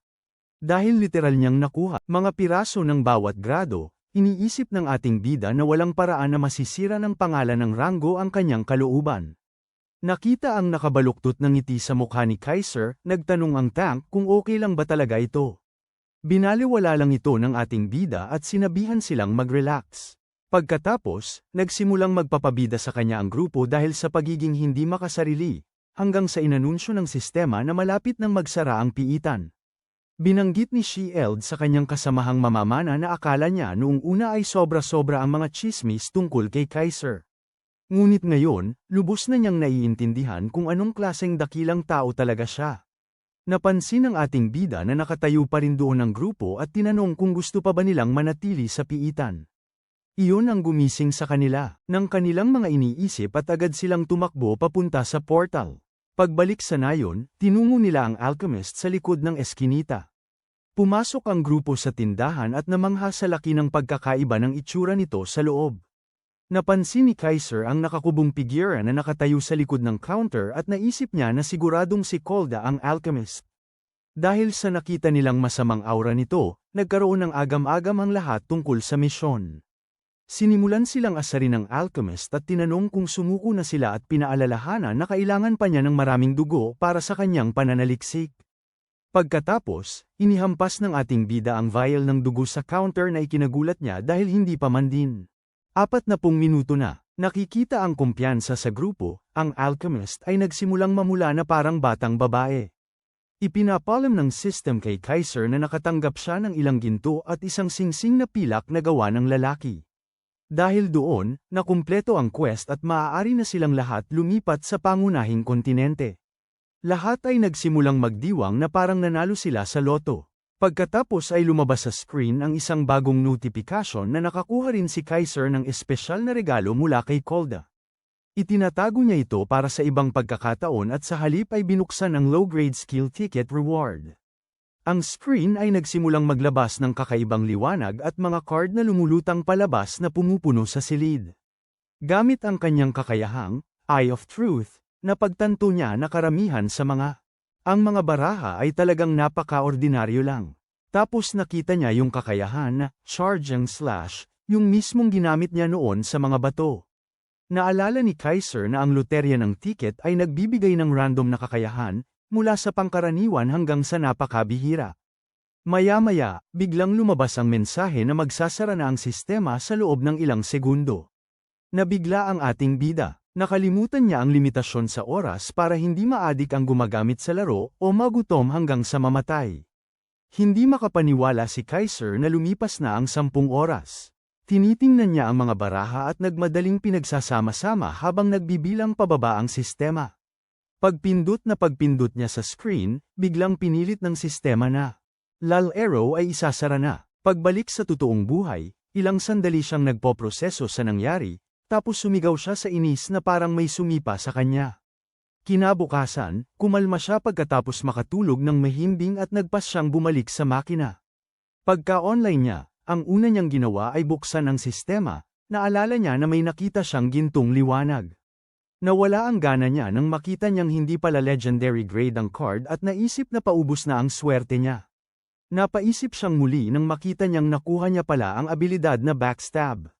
Dahil sa sobrang lakas ng skill na ito, maraming ranged fighters ang umiiwas na makipagbakbakan sa mga assassin. Kahit anong pilit nilang lumayo, ang kakayahang ito ay nagtutulot sa assassin na agad na mapalapit. Nagsimulang ngumiti si Kaiser na parang baliw nang mapagtanto niya na nakuha niya ang kakayahan kahit hindi siya isang assassin. Kung makakakuha pa siya ng ilang mas makapangyarihang kakayahan na katulad nito, halos hindi na siya mapipigilan. Maya-maya, dumaan ang isang nagpapanggap na magaling na nagmamayabang sa kanyang girlfriend na isa siyang pro player. Nang mapansin ng dalawa ang kakaibang itsura sa mukha ng ating bida, natakot ang magkasintahan at agad na tumalikod. Sa wakas, bumalik sa realidad si Kaiser at nagpas siyang isuot ang kanyang mga nakuha na gamit. Nakasuot ng bagong kasuutan, nagpas siya siyang oras na para pumunta sa pangunahing kontinente. Habang lumilitaw ang portal, naalala niya na hindi man lang siya nakapagpaalam sa kanyang kasamahang grupo. Bagamat nagsisimula na siyang maging komportable sa kanila, naisip niya na siguro ito na ang tadhana at tuluyan ng humakbang papasok. Sa pagpasok sa lore mode, lahat ng manlalaro na nakalusot mula sa Ard ay masayang tumungo sa mainland. Di tulad ng panimulang lugar na iyon na nahahati sa mga server na nakabatay sa bansa, dito ay nagkakasama-sama ang mga tao mula sa buong mundo. Ang unang hinto sa paglalakbay ay ang lungsod ng Raven. Habang naglalakad ang ating bida papasok sa lungsod, dumaan sa gate ang dalawang nakasakay sa kabayo, hila-hila ang isang nagkasala.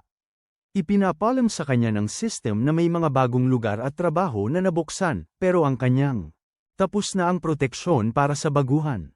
Nang makita ang mga mensahe ng pagbati, napagtanto ni Kaiser na dekalidad talaga ang laro kaya sikat ito.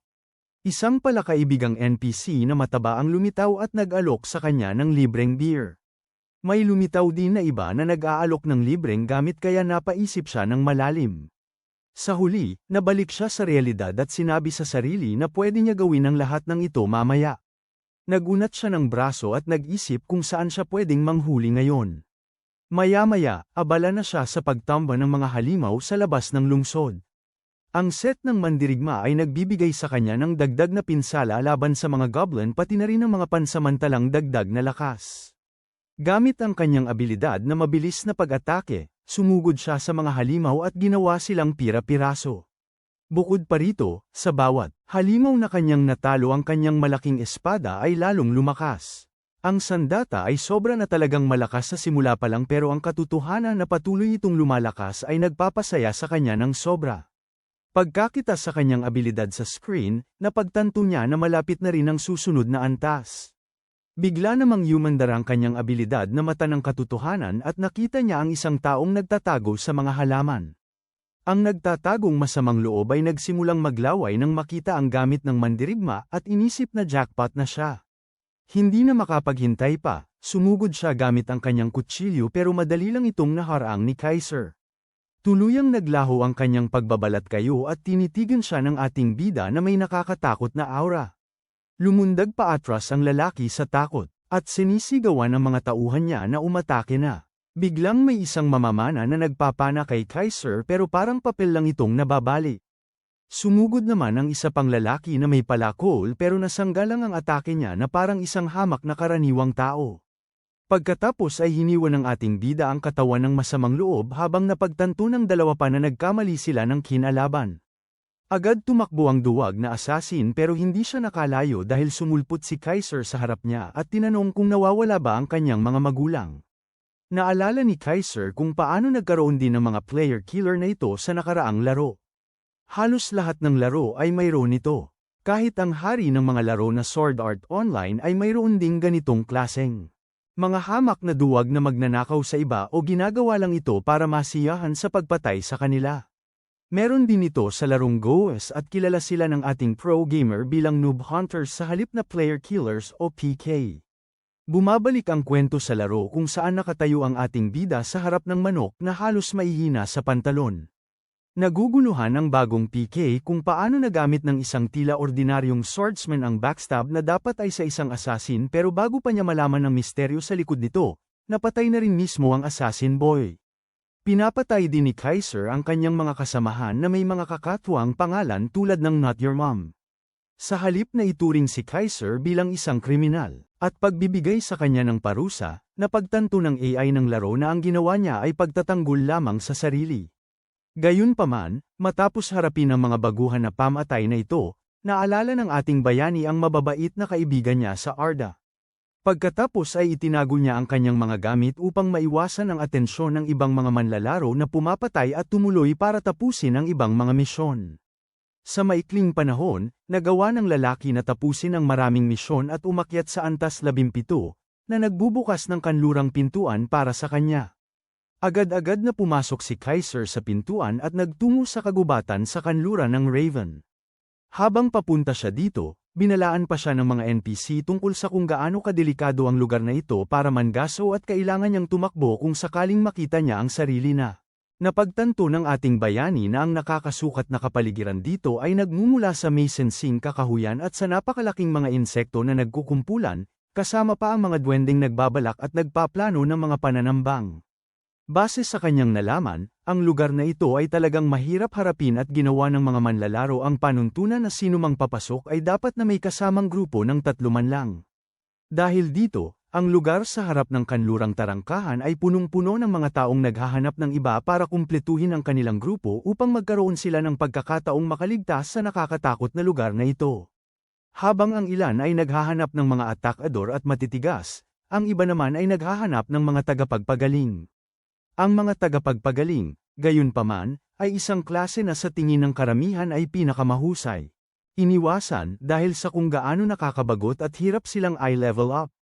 Kapag nag-iisa si Kaiser, kinukutya siya dahil isa siyang unang walang pera na walang mahanap na kasama, habang ang ating bida ay napapabuntong hininga na lang sa tahimik na pananabik.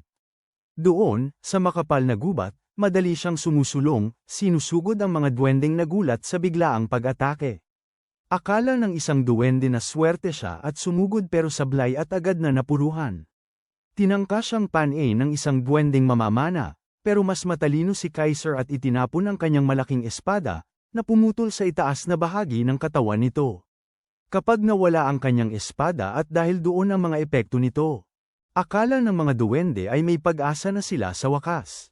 Ang maalamat na batang lalaki, gayunpaman, ay may reserba habang mabilis niyang kinukuha ang isang palakol at gumagamit ng mga saksak sa likod para pabagsakin sila sa pamamagitan ng mga pababang atake.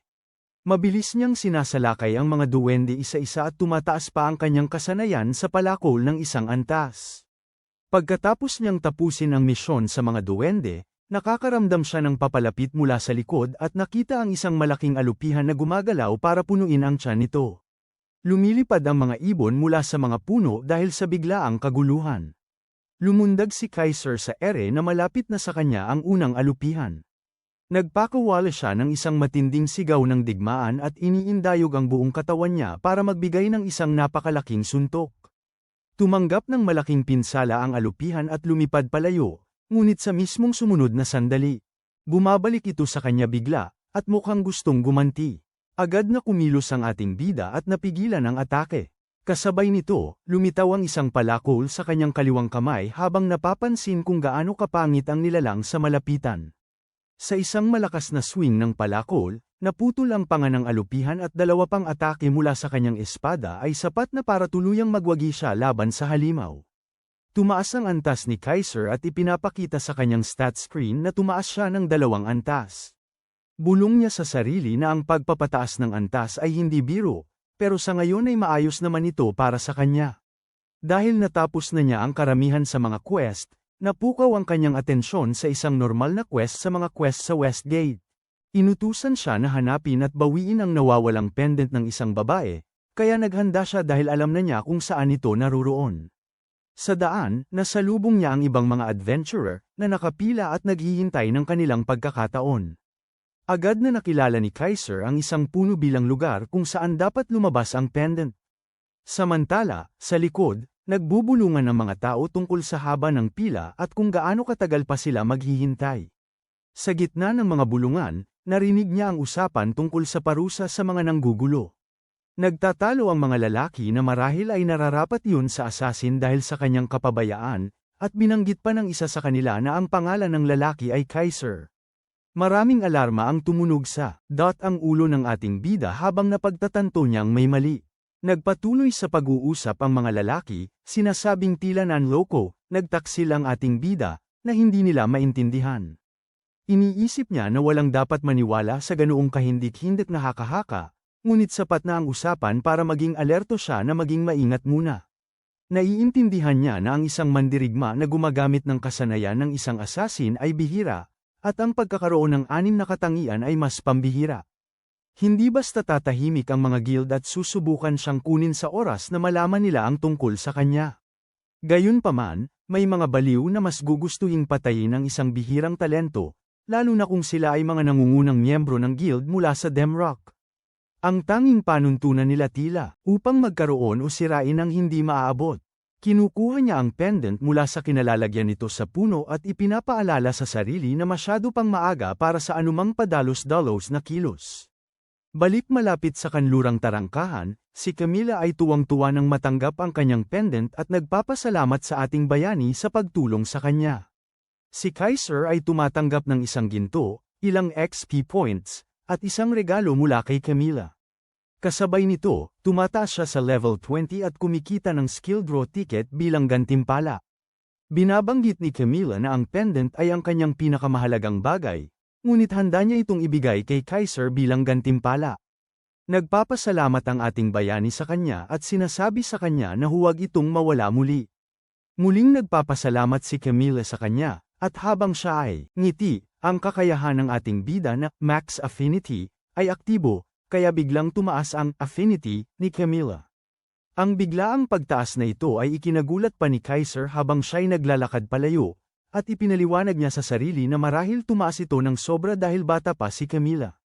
Agad-agad, naisip niya na ang susunod na quest na kanyang haharapin. Kailangan niyang supalan ang yungib sa labas ng kanlurang tarangkahan, at dahil ang gantimpala ay isang draw ticket, talagang hindi niya ito maaaring palampasin. Kasabay nito, naalala niya na may 2 yungib sa labas ng kanlurang tarangkahan. Ang isa ay tinitirhan ng mga pinuno ng duwende at ang isa naman ay pugad ng mga langgam. Dahil sa kanyang estadistika bilang mandirigma, napagdesisyonan niyang sugurin ng mga duwende, pero kahit na ganoon, kailangan pa rin ng grupo sa parehong piitan para simulan ang pakikipagsapalaran. Alam ng ating bida na hindi pa niya maaaring ipakita ang tunay niyang kakayahan, kaya lumalapit siya sa piitan sa paraang hindi kapansin-pansin. Lahat ng mga adventurer ay nagkakagulo, naghahanap ng todo ng isang level 20 na mage kahit saan. Samantala, ang mga nangongolekta ng gamit at nagkukumpuni ng armas ay sumisigaw din, kaya ang buong lugar ay abala na parang isang mataong palengke. Nagulat ang ating bida na makita ang mga manlalarong nakatuon sa produksyon na nagtipon sa piitan, napansin na ang mga magnanakaw at mga taong umaasa ng walang basehan ang unang tinatanggihan. Kasabay nito, dinudumog ng mga tao ang mga mage na parang mga langgam, nagmamakaawa. Silang sumali sa kanilang mga grupo. Naalala ng ating bida na ang herarkiya sa laro ay nakadepende sa kakayahan ng bawat karakter laban sa mga malalaking kalaban, na halos ginagawang Diyos ang mga mage sa piitan na ito. Napagtanto rin niya na halos walang silbi ang mga swordsman dito, pero bigla na lang may tumawag sa kanya mula sa likod. Lumingon siya at nakita ang isang manlalaro na inaaya siyang sumali sa kanilang grupo kung wala pa siyang kasama. Tinanong ni Kaiser kung alam nilang isa lamang siyang hamak na swordsman, at inamin naman nila na alam nila. Ipinaliwanag nila na nag-raid lang sila sa piitan para sa isang quest, at kailangan lang nila ng isa pang miyembro. Naghinala ang ating bida pero nagpasya siyang makisama. Tinanggap niya, at ipinapadala ng manlalaro ang isang imbitasyon sa kanya sa pamamagitan ng screen ng sistema. Sa isang sulyap pa lang sa kanilang stats, malinaw na sa kanya na alam ng mga taong ito kung sino siya.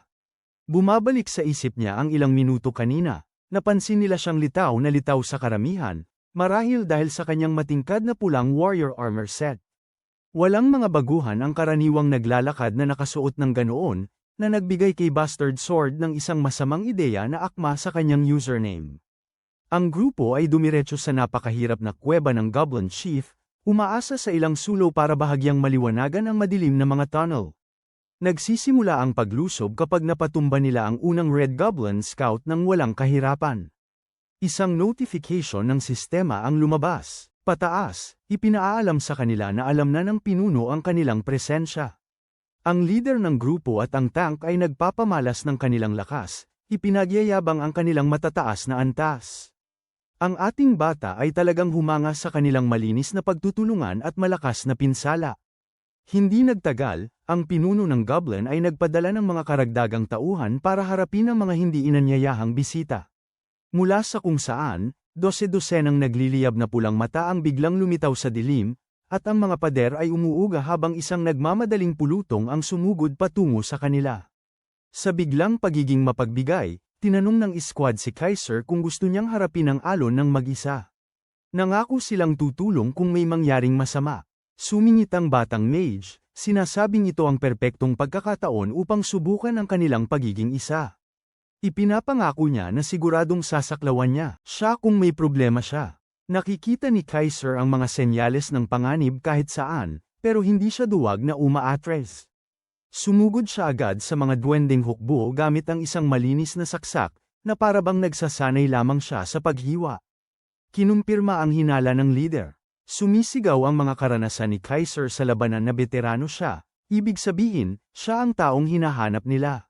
Sinabi ng madayang leader sa kanyang tank na suriin ang kakayahan ng bagong dating, na kung saan kalmadong sumagot ang lalaki na tiyak na hindi sila basta-basta. Halata na mabilis umiwas si Kaiser at tina-target ang mahahalagang parte ng katawan, lalo na para sa isang gumagamit ng malaking espada. Kahit na ganon, may sinabi yung lalaki, tungkol sa kanya ay hindi tugma-tugma. Idinagdag pa niya na ang baguhan ay wala pa rin sa antas kung saan dapat natalo ang isang veteranong pro na tulad ni Assassin Boy 6 hanggang 9. Mabilis si Kaiser para sa isang nasa ranggo niya, sigurado, pero iba ang mga assassin. Sa kanilang mga kagamitan ng pagtatago at lason, isa ito sa mga pinakamalakas na klase sa PvP. Kaya nilang manalo kahit 3 laban sa isa nang hindi pinagpapawisan. Sawa na sa labis na pagsusuri, sinabi ng babaeng mage na mag-relax na sila. Ang kanilang huling layunin ay itapon siya sa kanal, kaya halos walang halaga ang mga detalye. Nang marinig yun, binigyan ng leader ang tank ng Senadorias para tahimik na simulan ang plano. Dahan-dahan silang tatlo na lumapit mula sa likod, nagpapanggap na dumadaan lamang. Magbigay ng suporta. Samantala, si Kaiser ay nananatiling lubos na alisto sa lahat ng nasa paligid niya, kahit na habang ginugupit niya ang mga goblin na parang kahoy na panggatong. Binabati siya ng kanyang mga kasamahan, sinasabing kampante sila na kaya niyang mag-isa ang buong dungeon sa galing niyang iyon sa espada. Ngumingiti ng malapad ang ating bida sa kanila at casual na sumasagot na hindi rin naman sila nagpapahuli. Patuloy siyang pinupuri ng tank, sinasabi sa leader na nakahanap sila ng isang batikang gamer na karapat-dapat sa respeto. Gayunpaman, hindi si Kaiser ang tipo na nagpapakalasing sa murang papuri.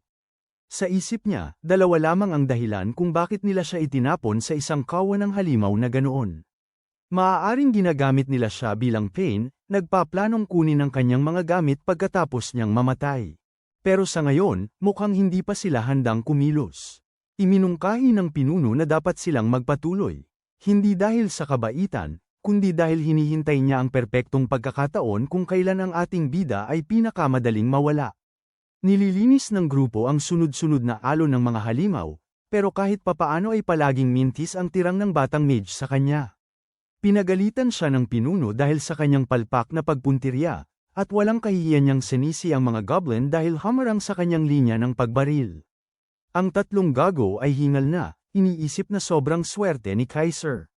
Samantala, tunay siyang nagulat kung gaano siya kapalpakan sa pagpuntirya, lalo na't halos binibigyan niya siya ng malinaw na mga oportunidad. Narating na nila ang silid ng boss, ibig sabihin ito na ang kanilang huling pagkakataon. Ang malaking tarangkahan ay dahan-daang bumubukas at isang mabigat na aura ang lumalabas. Dalawang magagaling na sundalong goblin ang humakbang pasulong bilang personal na seguridad ng hepe, handang talunin ang mga nanghihimasok. Inutusan ng pinuno si Kaiser na harapin sila habang inaasikaso nila ang isang bagay na importante. Sa kanilang pagkabigla, bigla siyang nawala sa paningin, at ang mga magagaling na sundalo ay nagsimulang magmarcha patungo sa kanila. Sumigaw ang tank na naisip na siguro ng mad-ulash na daga ang buo nilang plano. Itinuturo ang unahan, sumigaw ang babaeng mage sa bubong tank na mag-focus sa mga kaaway sa halip na magpanik. Nang marinig yun, desperadong pinipigilan ng mga lalaki ang mga goblin at sigawan siya para sunugin ang mga ito bago sila madurage. Nagsimula ang babae na bumuo ng bowl ang apoy, pero biglang tumigil ng may malaking bato na lumipad papunta sa kanyang mukha. Bahagya siyang nakailag sa gilid. Natigilan ang batang babae nang makita niya ang napakalaking nilalang na bumato. Ang pinuno ng goblin na may diabetes at sobrang taba na katulad ni Donald Trump ay lumabas na may dagandong na yumanig sa silid. Bamaling ang tank sa kanya, nagtatanong kung hanggang kailan siya tatayo roon na nag-iisip, pero ang batang mage ay namutla na parang nakita niya ang kamatayan. Nagpakita muli si Kaiser, magalang na nagtatanong sa kanyang mga kaibigan kung malapit ba silang kaibigan ng batang assassin. Naguguluhan at nasukol, bigla niyang sinabi ang totoo ngunit nakiusap sa kanya na tulungan man lang linisin ang piitan bago nila pag-usapan ang anumang personal. Isa pa, halos imposible ang paglilinis ng piitan na ganito kung walang buong grupo. Tumango si Kaiser at inamin na, sa lohikal na usapan, tama siya. Nakahinga siya ng bahagya, iniisip na natauhan na ito. Hanggang sa, isang talam na 2 talampakan ng haba ang bumulusok sa dibdib niya kung saan dati ang puso niya. Sa ginawa niyang yun, ipinapakita ni Kaiser na wala siyang interes sa lohikal na opsyon. Habang abala pa rin ang dalawa sa pakikipagbuno sa mga piling sundalong goblin, kalmadong natanggap ni Kaiser ang notifikasyon ng gantimpala para sa pagpatay sa isang masama. Nalulugod siyang makita na perpekto ang resulta ng kanyang plano. Nang lumitaw ang mga elite na sundalo, ginamit niya ang backstab sa isang kalapit na bangkay. Dahil sa kanyang kakayahan bilang assassin, nagawa niyang maglaho sa paningin ng lahat nang walang nakapansin. Pagkatapos noon, nagtago lang siya at hinintay na maabala ang tatlo sa laban. Tinitigan siya ng leader na hindi makapaniwala, nagtataka kung tuluyan na ba siyang nawala sa katinoan.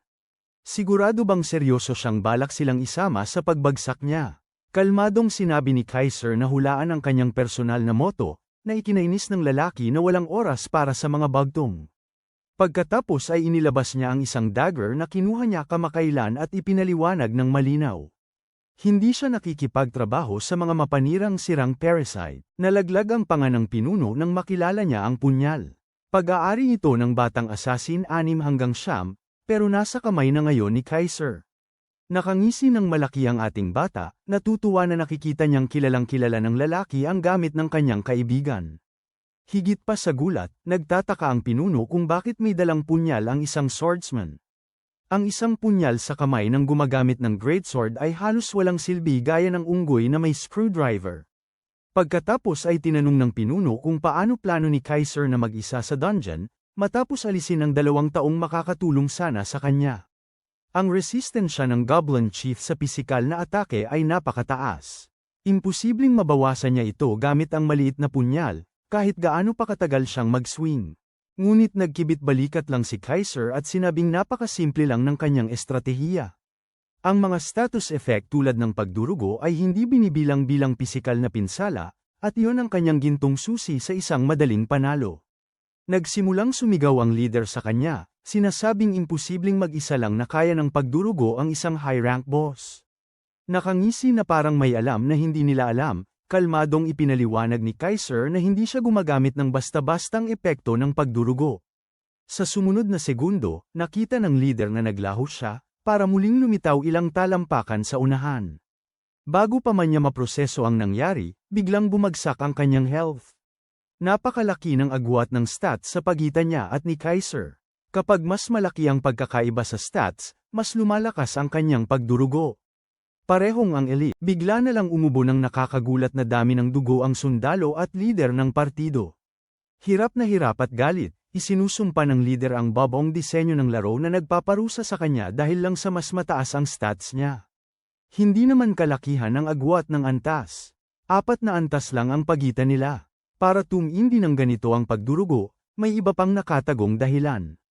Tahimik na pinapanood ni Kaiser ang resulta ng kasanayang nagawa niya ng may kasiyahan. Sa papel, isa lang itong ordinaryong level 20 na gotcha skill. Ang hindi niya inaasahan ay ang bihirang kondisyon na nakakabit dito. Isa na nagpapahintulot na magpatong-patong ang epekto. Ang pagpapatong-patong ng mga epekto ng status ay hindi karaniwan sa maraming laro, pero si Kaiser ay nagkataon na mayroon siyang perpektong kombinasyon ng mga kasanayan at sandata para palakihin ang pinsala ng pagdurugo. Dahil hindi niya lubos maintindihan, inaakusahan siya ng lider ng grupo na gumagamit ng pandaraya. Sa kanyang huling hininga, tinawag niya si Kaiser na isang maruming mandaraya. Nakakatawa dahil nanggaling ito sa isang manlalaro na pumapatay ng kapwa manlalaro, si Loki na nagngangalang Bastard Sword. Nakita niyang bumagsak ang kanyang leader, sumigaw ang tank ng pangalan ng kanyang kaibigan. Halata sa kanyang mukha ang lahat. Sa wakas, naintindihan niyang sumagupa siya sa maling tao at ngayon ay nasa gipit na sitwasyon siya. Dapat ay perpekto ang plano. Sa halip, ang kanyang mga kasamahan ang nakahandusay sa sahig ng piitan. Huli na nang mapagtanto niya na sila ay hindi kailanman ang mga mangangaso. Si Kaiser ang nagpapatakbo sa kanila mula pa sa simula, na parang mga puppet silang kontrolado. Pagdating ng oras na napagtanto ng tank na kailangan niyang tumakbo, huli na ang lahat. Ang mabibigat na mandirigma ay bumabagsak na parang mga sako ng patatas pagkatapos ng isang malinis na saksak mula sa kanyang punyal. Siya ay napaupo sa kanyang mga tuhod sa kabila ng pagkawala ng dugo. Ngunit halos hindi na siya nabuhay pa ng ilang segundo bago tuluyang bawian ng buhay. Sa ganoon, inalis ng ating bida ang mga nagpaplano kasama ang mga ilayteng sundalong goblin. Ang pinuno ng goblin, na tahimik na nanunood mula sa gilid sa buong panahon, ay biglang naalala na kasali rin siya sa laban na ito. Nang makita ang kanyang mga pinakatapat na bantay na bumagsak, ang boss ay nagpakawala ng isang galit na sigaw. Si Kaiser ay huminga ng isang beses. Naaalala niyang kailangan pa niyang harapin ang galit na mataba. Dahil narito na rin lang siya, napagpasyahan niyang magsaya na rin ng kaunti. Sumugod pababa ang amo mula sa itaas, sinusubukang durugin siya sa bigat na parang 100 Cybertruck. Hindi pa nito ginagamit ang panangga sa katawan, kaya isang malinis na tuhod sa mukha ang nagpatihaya sa napakalaking banta. Nasaktan at napahiya, ginamit nito ang kanyang depensa at binawasan halos lahat ng pinsalang pisikal. Nang walang pag-aalinlangan, ginamit muli ni Kaiser ang kanyang kasanayan bilang magnanakaw at tinadtad ang amo mula sa iba't ibang anggulo. Katulad ng dati, bumulwak ang dugo mula sa pinuno ng goblin na parang butas sa isang lobo ng tubig. Umikot ang nilalang na may galit na tingin, inis matapos makitang nawala ang kalahati ng kanyang lakas sa isang atake. Nagtama ang kanilang mga mata ni Kaiser, na may nakamamatay na titig ng isang magkakatay na tinitimbang kung aling hayop ang susunod na ihahanda sa ihawan. Agad na wala ang galit ng pinuno. Sa gulat na tili, ito ay tumalikod at tumakbo. Sa unang pagkakataon sa kasaysayan, tumakas ang boss mula sa kanyang sariling laban. Nilapitan ng ating bida gamit ang likod saksak habang sumulyap pabalik ang goblin, iniisip na nakatakas na ito. Ngunit nang iharap niya ang kanyang doble baba pabalik, nakita niya ang Verdugo na malapit sa kanyang makatas na leeg, handang gumawa ng hiwa ng baboy. Sumigaw ng takot ang pinuno ng goblin habang sumasakay siya sa isang diretsong tren patungong impyerno. Ipinapalam sa kanya ng sistema ang kanyang tagumpay at umangat din siya ng antas. Nakukuha pa niya ang madumi at pa isang sinturon ng hepe, pero masaya siya dahil naghahanap din naman siya ng sinturon. Iniisip ng ating bida na kaya rin niyang makakuha ng mataas na ranggo dito. Pero, walang takdang oras, kaya binabaliwala na lang niya ang usapan. Medyo bumabagabag ito sa kanya, pero nag-focus na lang siya sa lahat ng masasarap na gantimpala dito. Pagkakuha niya sa kalasag, napagtanto niyang gumastos ng malaki ang mga masasamang loob sa kanilang mga gamit. Kahit ang espada ng pinuno ay dekalidad. Kahit na nabuhay ang lalaki ayon sa kanyang pangalan, hindi na siya makakapanakit pa ng kahit sino. Habang kinukuha niya ang kwintas para suriin ang kanyang kakayahan na mata ng katotohanan, gumagana at napapansin ang isang bagay sa malayo. Sa una, iniisip niya kung may gumagamit ng panlilinlang, pero parang napakaliwanag ng ilaw para doon. Nang lumapit siya, sinabi ng sistema na nakatuklas siya ng isang nakatagong piitan. Lubos siyang nagulat doon. Bumalik sa lore mode, ang mga piitan ay nahahati sa mga grado, at sa mga ito, ang pinakaalamat at pinakabihira ay kilala bilang kahit ang mga manlalaro na may explorer class ay halos makalbo na sa paghahanap sa kanila. Ang mga pasukan ay nakalagay sa mga kakatwang lokasyon, at dagdag pa doon, may mga kakaibang espesyal na kondisyon para makapasok sa mga ito. Pagbalik sa ating bida, nagulat siya kung gaano kabaliw ang mga kondisyon para sa piitang ito. Sa isang piitan na karaniwan ang kailangan ng grupo para malampasan, kailangan niya itong matuklasan ng mag-isa. Pero sinasabi niya sa sarili niya na hindi ito magiging sulit kung hindi. Nang makita niya na ang mga gantimpala para sa nakatagong piitang ito ay hero grade, naganahan siya na malalampasan niya ito kahit anong mangyari. Isa sa mga veterano ng larong ito, si Fried, ay nagsabing ang pagpasok sa isang nakatagong piitan ay parang pagpapasok ng ulo mo sa bibig ng isang maninila. Maraming manlalaro ang sumasang-ayon sa ideya na sa sandaling magpabeya ka sa isang halimaw, isasara nito ang panga nito at dudurog ang iyong ulo. Ang nakatagong piitan ay parang maninila na nagkukubli, naghihintay na pumasok ang biktima sa kanyang bukas na bibig.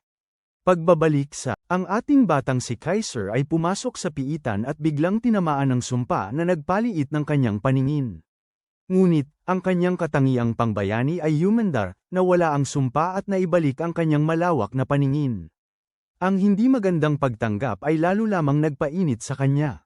Isang duwende na nakasuot ng kapa ang nagsalita, sinasabing matapang siya sa pagpasok sa kanyang lungga nang walang anumang takot. Nang magkaharap, nakita ni Kaiser ang lahat ng masasamang undead na mga duwende at gagamba at agad siyang kinilabutan. Nakita ang kanyang reaksyon, ang duwendeng shaman ay mas naging kampante at nagsimulang tumawa na parang baliw. Gayunpaman, nagulat ang ating bata na isa pala siyang boss na may pangalan. Kahit na ito ay isang mataas na antas na piitan, ang isang boss na may pangalan ay napakalayo pa rin ang agwat. Naalala niya ang mga gantimpala na nakuha niya sa pagtalo sa dragon at naglalaway na sa kung ano ang makukuha niya ngayon. Pagkatapos, nagsimulang magsalita ang goblin, nagtataka kung paano nalaman ng tao ang lugar na ito. Alam niyang hindi isang manggagalugad si Kaiser at napansin pa niya na may iba't ibang aura na naghahalo sa kanya. Ikinagulat ng ating bayani na mas matalino ang goblin kaysa sa inaakala niya. Nagpakatotoo ang shaman at nagpahayag na hindi aalis ng buhay si Kaiser sa lugar na ito. Pagkatapos, pinakawalan niya ang kanyang hukbo ng mga patay, ngunit nakatayo lang ang ating bida at sumagot na tuturuan niya ng leksyon ang halimaw. Inilalabas ang kanyang kakayahang pananaksak, nagbabala siya sa shaman na ang isang mandirigmang malayo. Dapat laging alerto kapag nakikipagsuntukan sa isang melee fighter. Tapos nag-teleport siya sa likod ng shaman, pero handa ang halimaw kaya ibinato lang nito ang isa sa kanyang mga sundalong undead sa kanya, na naging dahilan para sumabog ito. Gayunpaman, ang ngiti sa mukha ng shaman ay biglang nawala nang ang ating bida ay gumawa ng isang atake at lumitaw muli sa likod niya. Nang makita ang kutsilyo sa kanyang mga kamay, napagtanto ng shaman na nasugatan siya. Kinutya siya ni Kaiser, ipinaalala sa goblin na sinabi na niya sa kanya na manatiling alerto.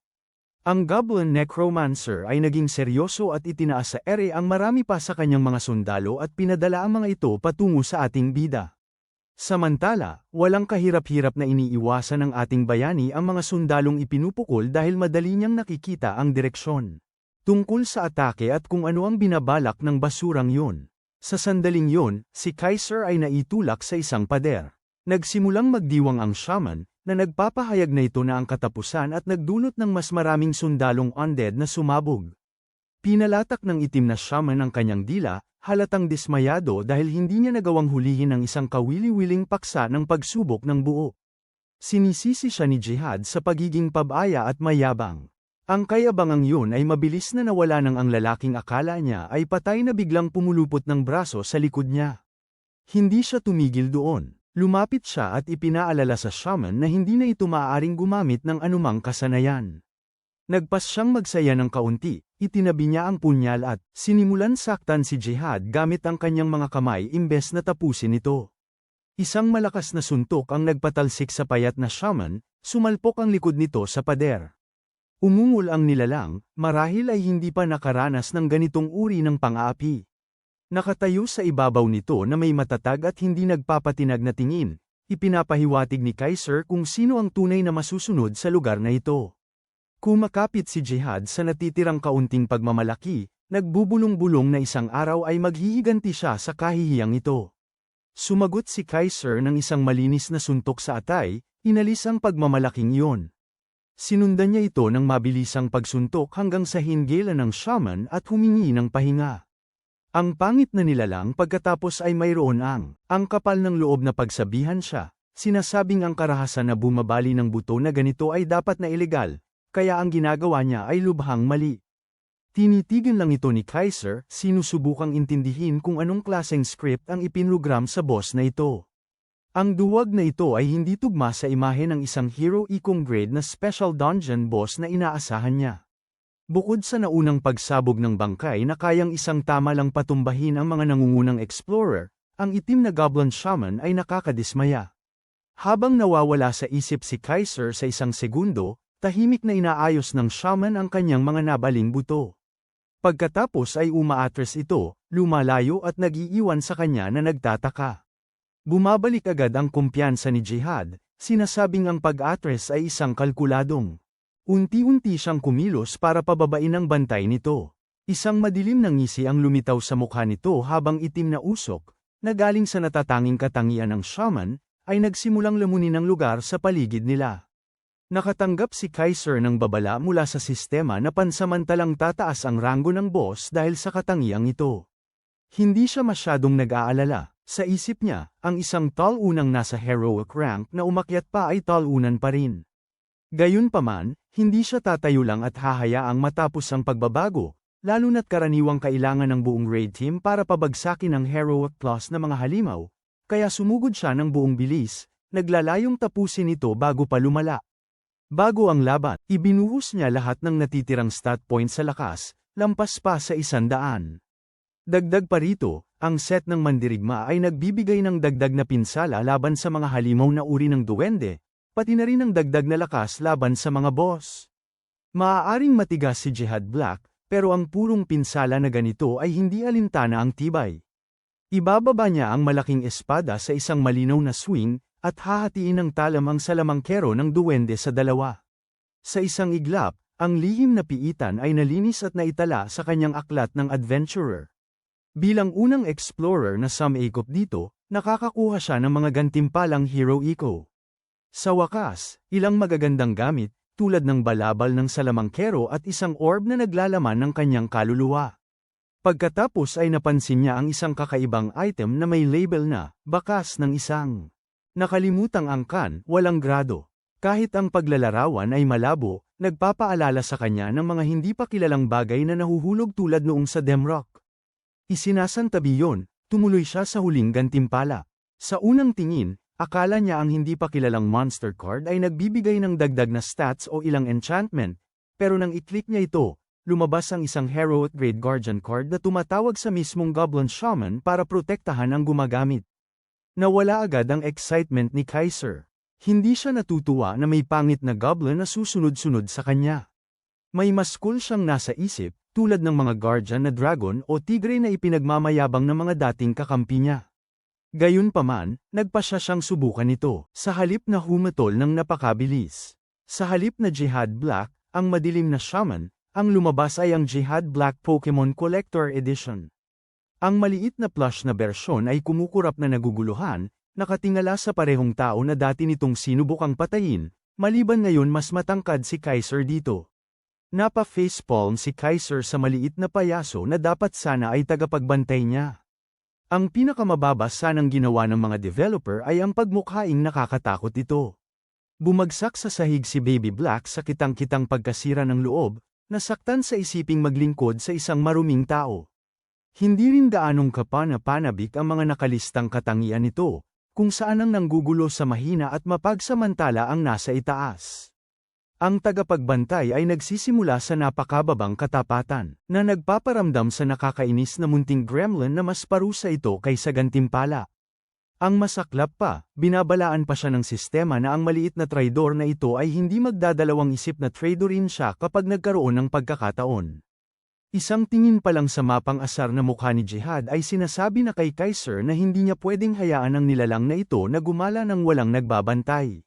Dahan-daang lumapit ang ating bida sa maliit na tagapagbantay. Habang pinapanood ang naglalakihang tao na papalapit na may malinaw na intensyon, nagtanong ang maliit na sutil kung anong balak gawin ng isang hamak na tao sa isang kasing dakila niya.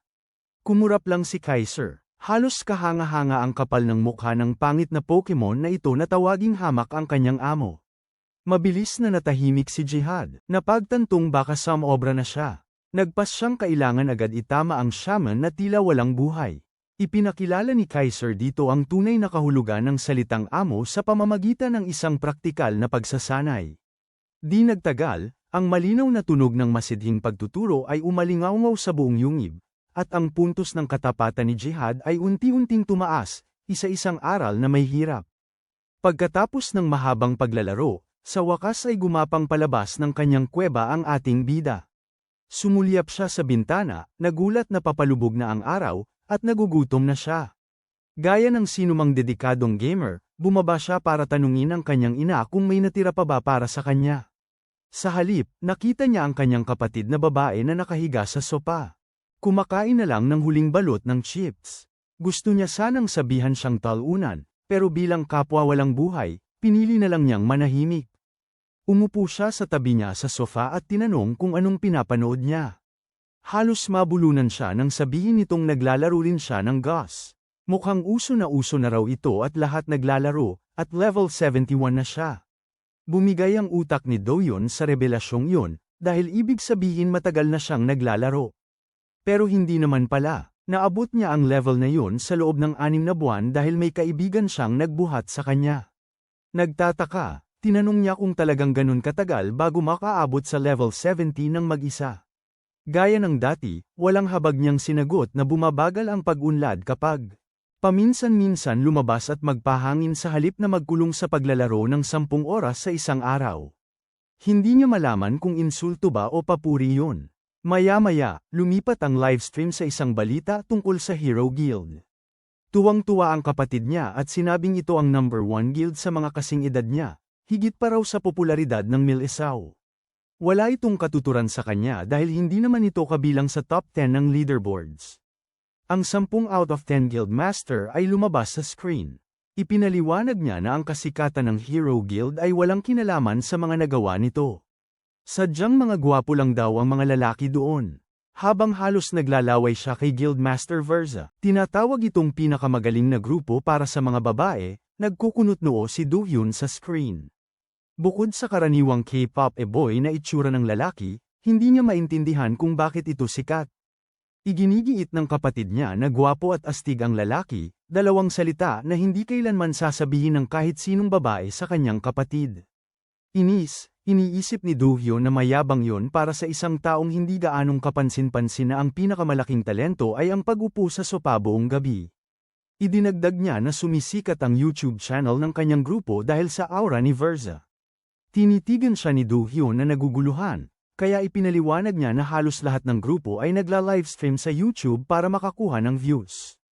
Ang malalaking grupo ay regular na nakakakuha ng milyon-milyong views. Lubos na ikinagulat yun ni Dohyun dahil ibig sabihin yun ay malamang na sila ay kumikita ng malaking halaga ng pera. Casual niyang kinukumpirma na siguro ang lalaki ay kumikita ng 1 bilyon kada buwan mula lang sa YouTube.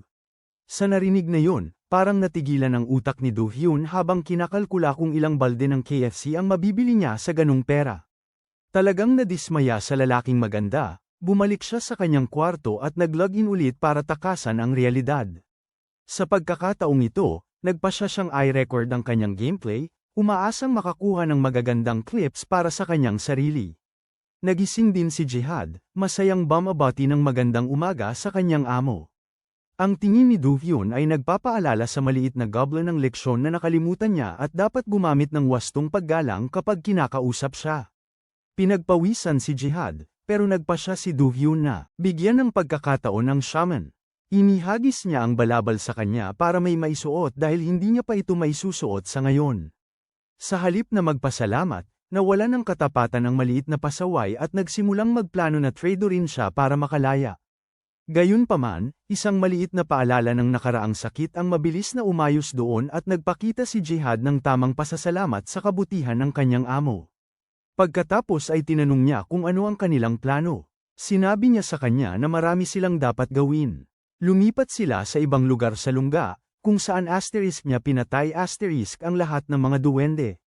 Hindi maiwasan ni Jihad na maawa sa kanila.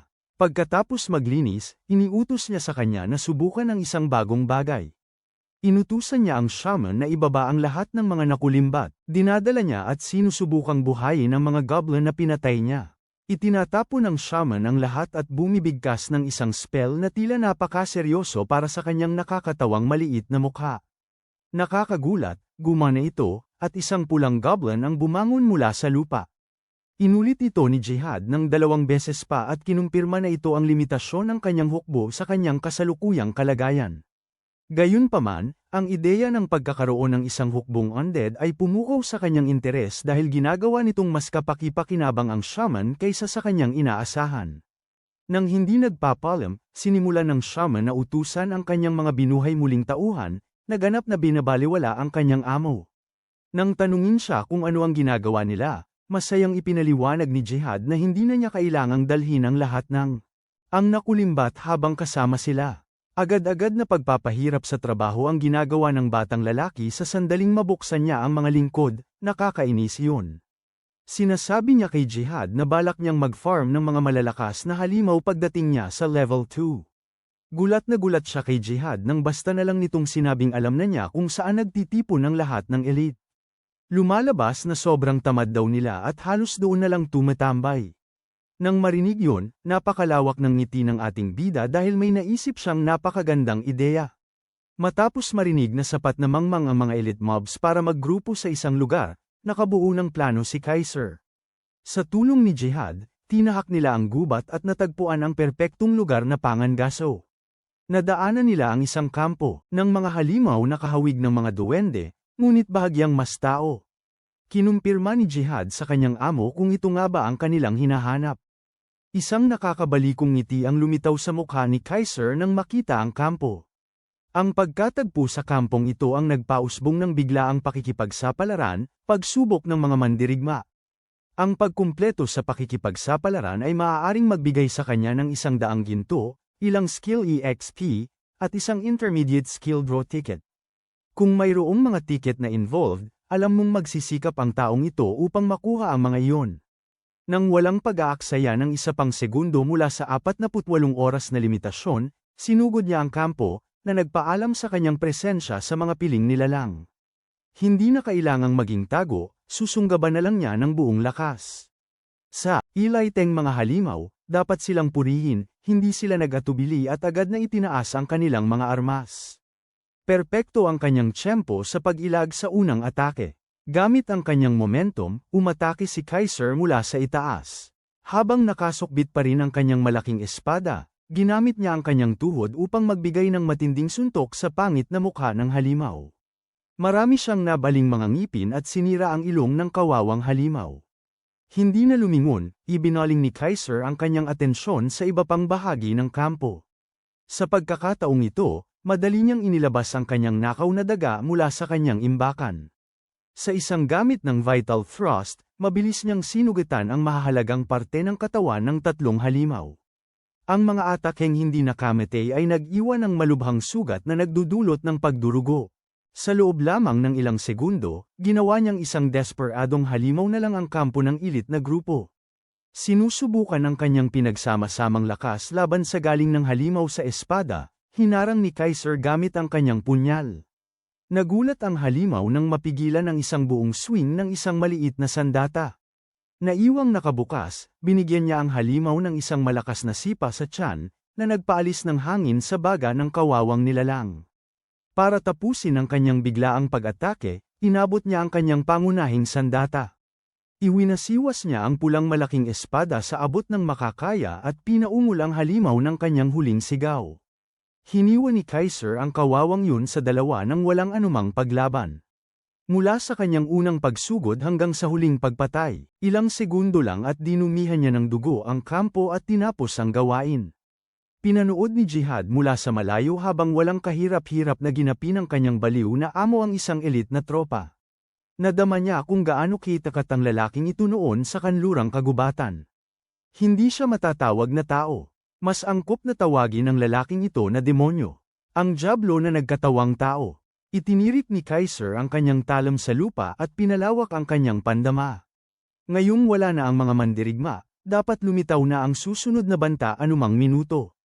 Gaya ng inaasahan, ang nakatagong field boss, ang goblin na dakilang mandirigmang si Karok, ay sumulpot mula sa kakahuyan. Ang kanyang biglaang pakay, automatikong nakakonekta sa isang mataas na antas, ang pagsubok sa dakilang mandirigma. Si Karok ay isang piling boss sa tagong lugar, isang dakilang mandirigma na may pinahusay na katawan at kasanayan ng berserker. Ang isang normal na manlalaro ay matatakot sa mob na ito, ngunit ang nakikita lang ni Kaiser ay isang naglalakad na bag ng mga gamit. Kinuha niya ang kanyang malaking espada at sumugod pasulong upang salubungin ang tagong boss sa gitna ng laban. Sinubukan ni Jihad na babalaan siya na baka masyadong mahirap ang pag-isang laban sa isang boss na ganito kalakas, pero hindi nakinig ang kanyang master. Ang nagyayelong palakol ni Karok ay may walang awang atake. Sa sandaling magtagpo ang kanilang mga espada, mababasag ang kanyang malaking espada. Isinasaalang-alang ang impormasyong ito. Iniwasan ni Kaiser ang direktang pagtutunggali sa pamamagitan ng nakakatakot na pagpapakita ng kahusayan sa espada. Naiwang tuliro at naguguluhan si Karok dahil hindi niya natapos ang laban sa isang bagsak. Gayun din, nagtaka si Jihad.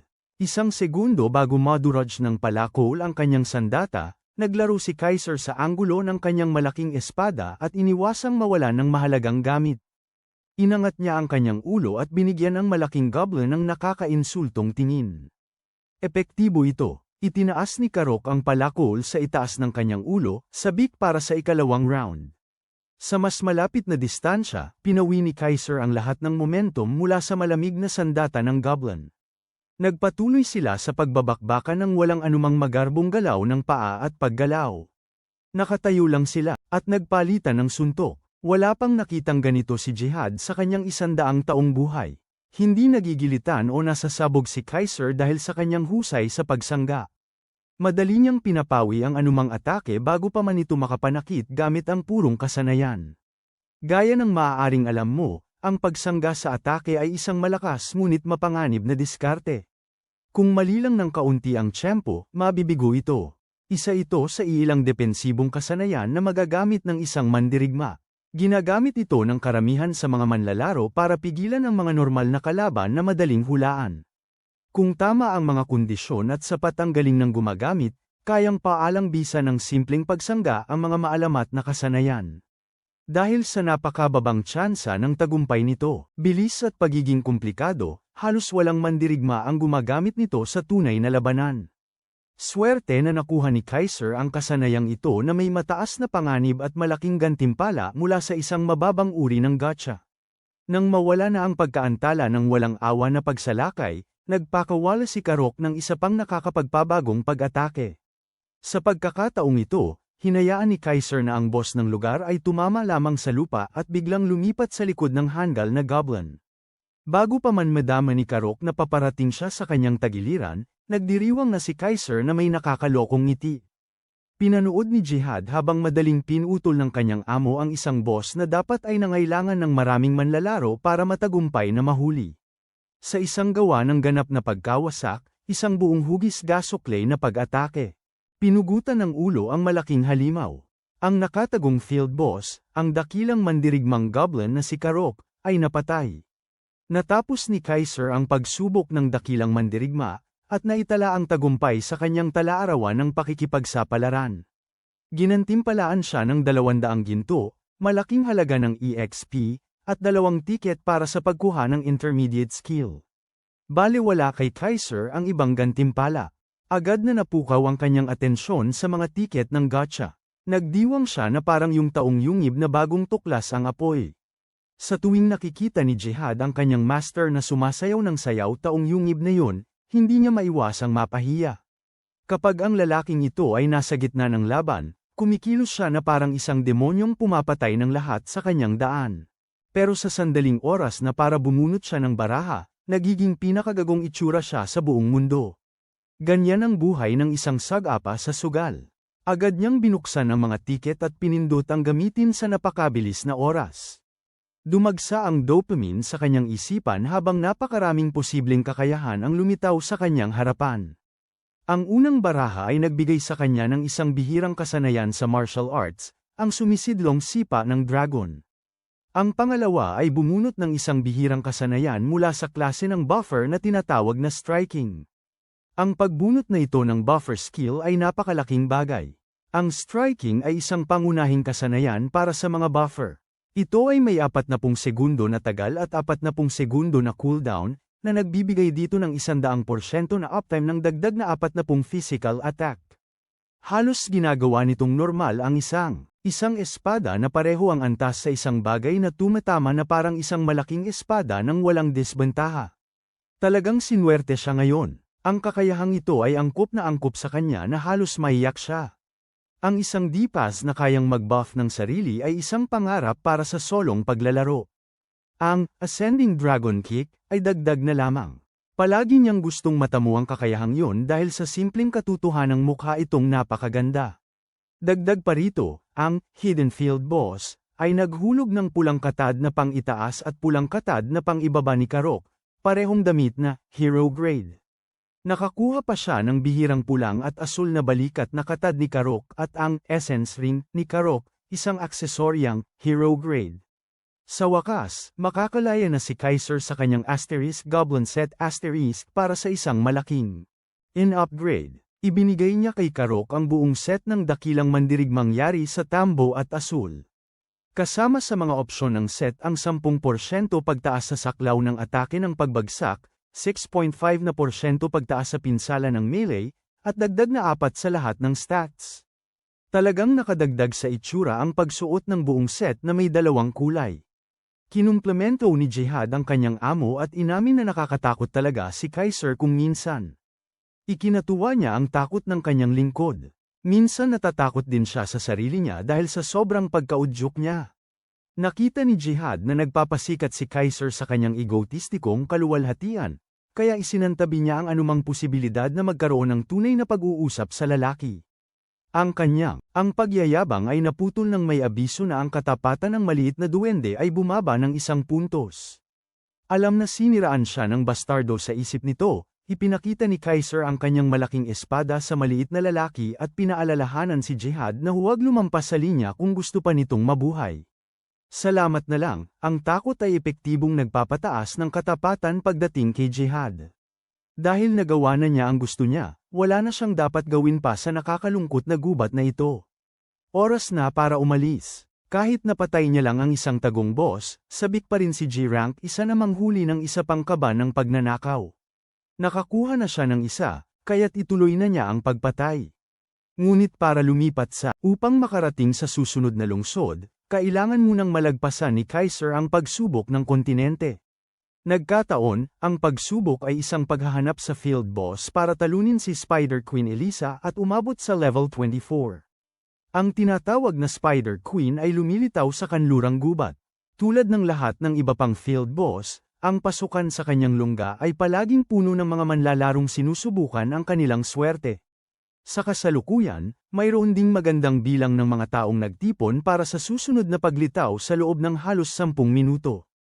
Nabalitaan nila na ang huling lugar na pinaglitawan nito ay ang silangang bahay uod. May pagkakataon na uulitin ng Reyna ang parehong pattern.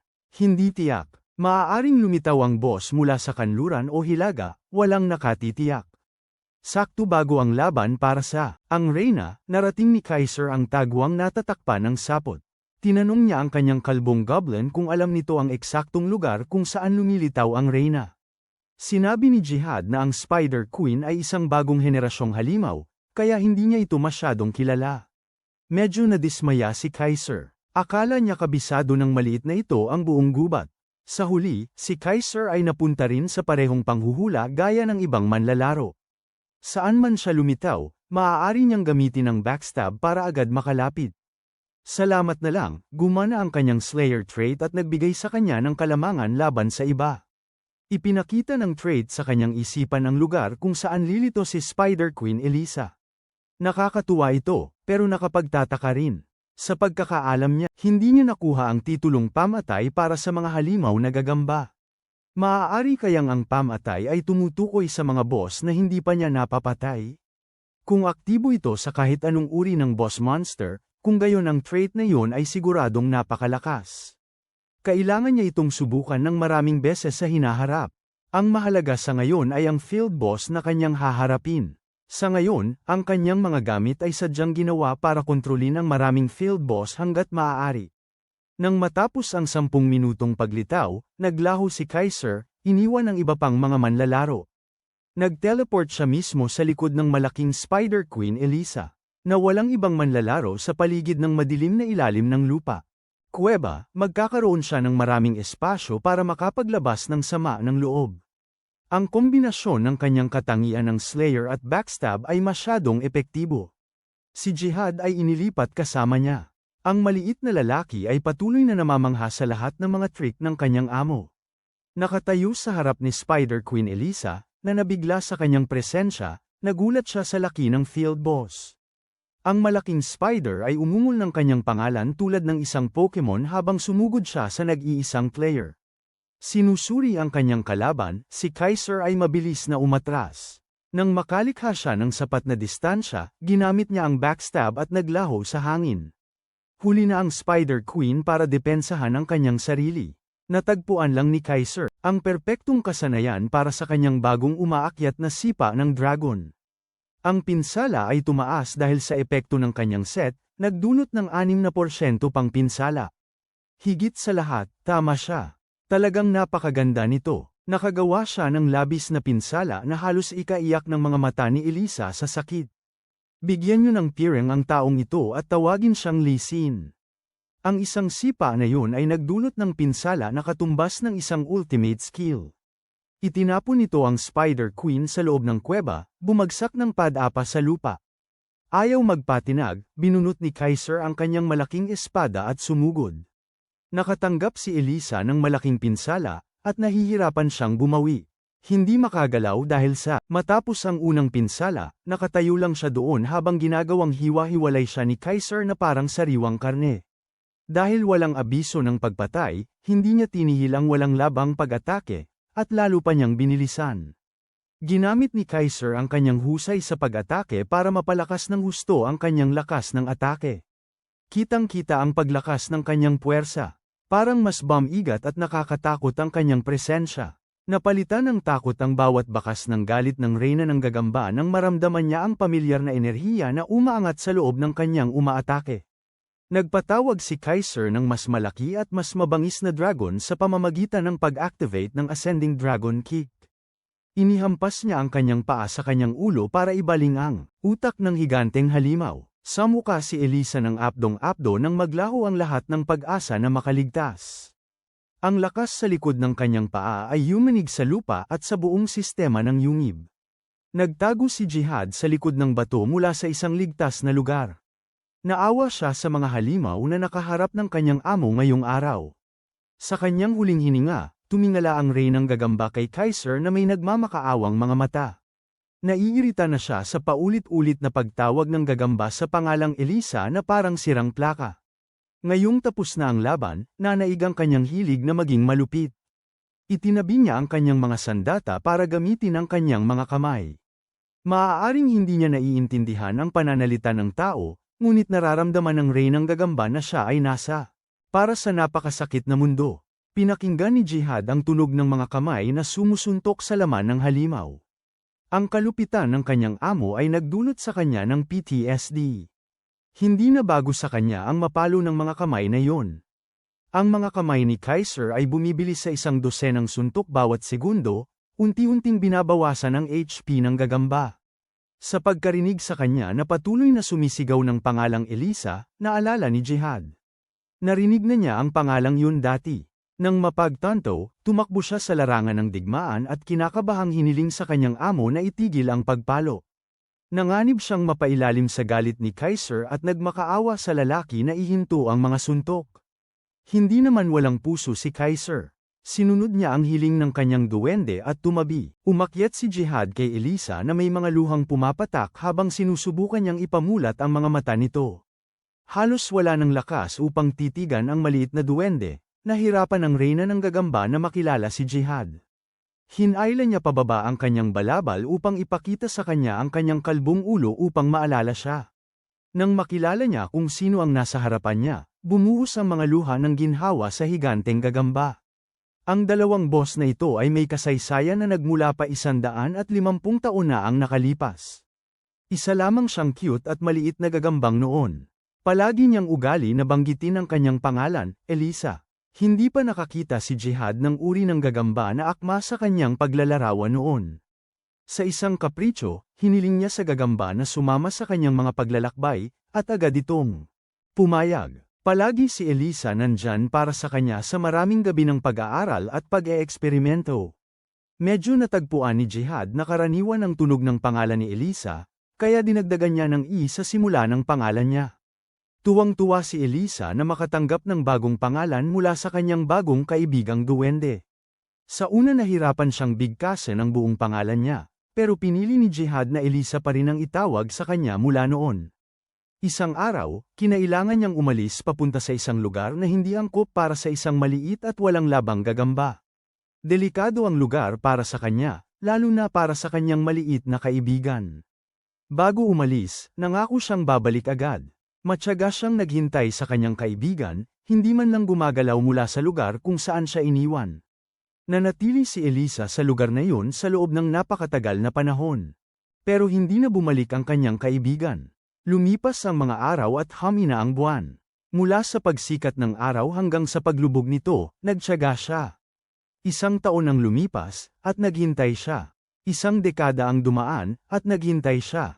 100 taon ang lumipad, at naghihintay pa rin siya. Patuloy na naghintay si Elisa para sa araw na hindi darating, isang pangako na hindi matutupad. Ang kabong tinawag niyang tahanan ay kalaunan ng hinawa sa paglipas ng panahon. Ito ay bumagsak, at napilitang pumunta si Elisa sa kanlurang gubat. Pagkatapos ng higit sa 1 siglo ng paghihintay lamang, pinatatag niya ang kanyang loob at naglakbay patungo sa lugar kung saan niya unang nakilala ang kanyang kaibigan. Paulit-ulit niyang binibigkas ang pangalang ibinigay sa kanya ni Jihad, para hindi niya makalimutan. Pagkalipas ng 150 taon, sina Jihad at si Elisa ay sa wakas nagkasama muli. Nagbaliktad ang kanilang mga laki, ngunit ang mga damdamin at alaala ay nananatili. Pagkatapos marinig ang kwento ng goblin, ang narinig lang ni Kaiser ay si Jihad ay isang taong nagpabeya kay Elisa. Itinaas ng kalbong goblin ang kanyang ulo para tignan ang kanyang amo saglit, tapos nagpatuloy sa pag-iyak para sa kanyang matagal nang nawawalang kaibigan. Ang muling pagkikitang ito ay nagtatanong ng isang simpleng katanungan. Si Jihad ay nawala hindi lang ng 1 o 2 taon. Wala siya sa larawan sa loob ng 1 siglo at kalahati. Bakit kaya? Hindi talaga kayang sabihin ni Jihad ang dahilan. Hindi pa niya kayang ibahagi ito sa ngayon. Hindi masyadong natuwa si Kaiser sa kanyang malabong sumagot. Gayunpaman, ang tanging nagawa ng maliit na goblin ay humingi ng paumanhin dahil hindi niya maaaring ibunyag ang ilang mga lihim. Nang makita ang sinseridad ni Jihad, hindi na siya pinilit pa ng master. Ngayong narinig na niya ang nakakalungkot na kwento ng Spider Queen, hindi alam ni Kaiser kung paano ipagpapatuloy. Ang kanyang graduation quest ay patayin si Elisa. Hindi niya maaaring basta laktawan ang isang mandatory mission at pigilan ang kanyang pagunlad. Mabuti na lang, mukhang may paraan si Elisa para tumulong. Masigla niyang ikinwento kay Jihad sa wika ng mga halimaw ang kanyang nalalaman. Nang marinig ang kanyang plano, tumanggi si Jihad na isipin pa yon. Gusto malaman ni Kaiser kung ano ang pinag-uusapan ng dalawa, at nag-aatubiling isinalin ito ni Jihad. Sa madaling salita, sinabi ng Spider Queen kay Jihad na dapat saksakin siya ng tao.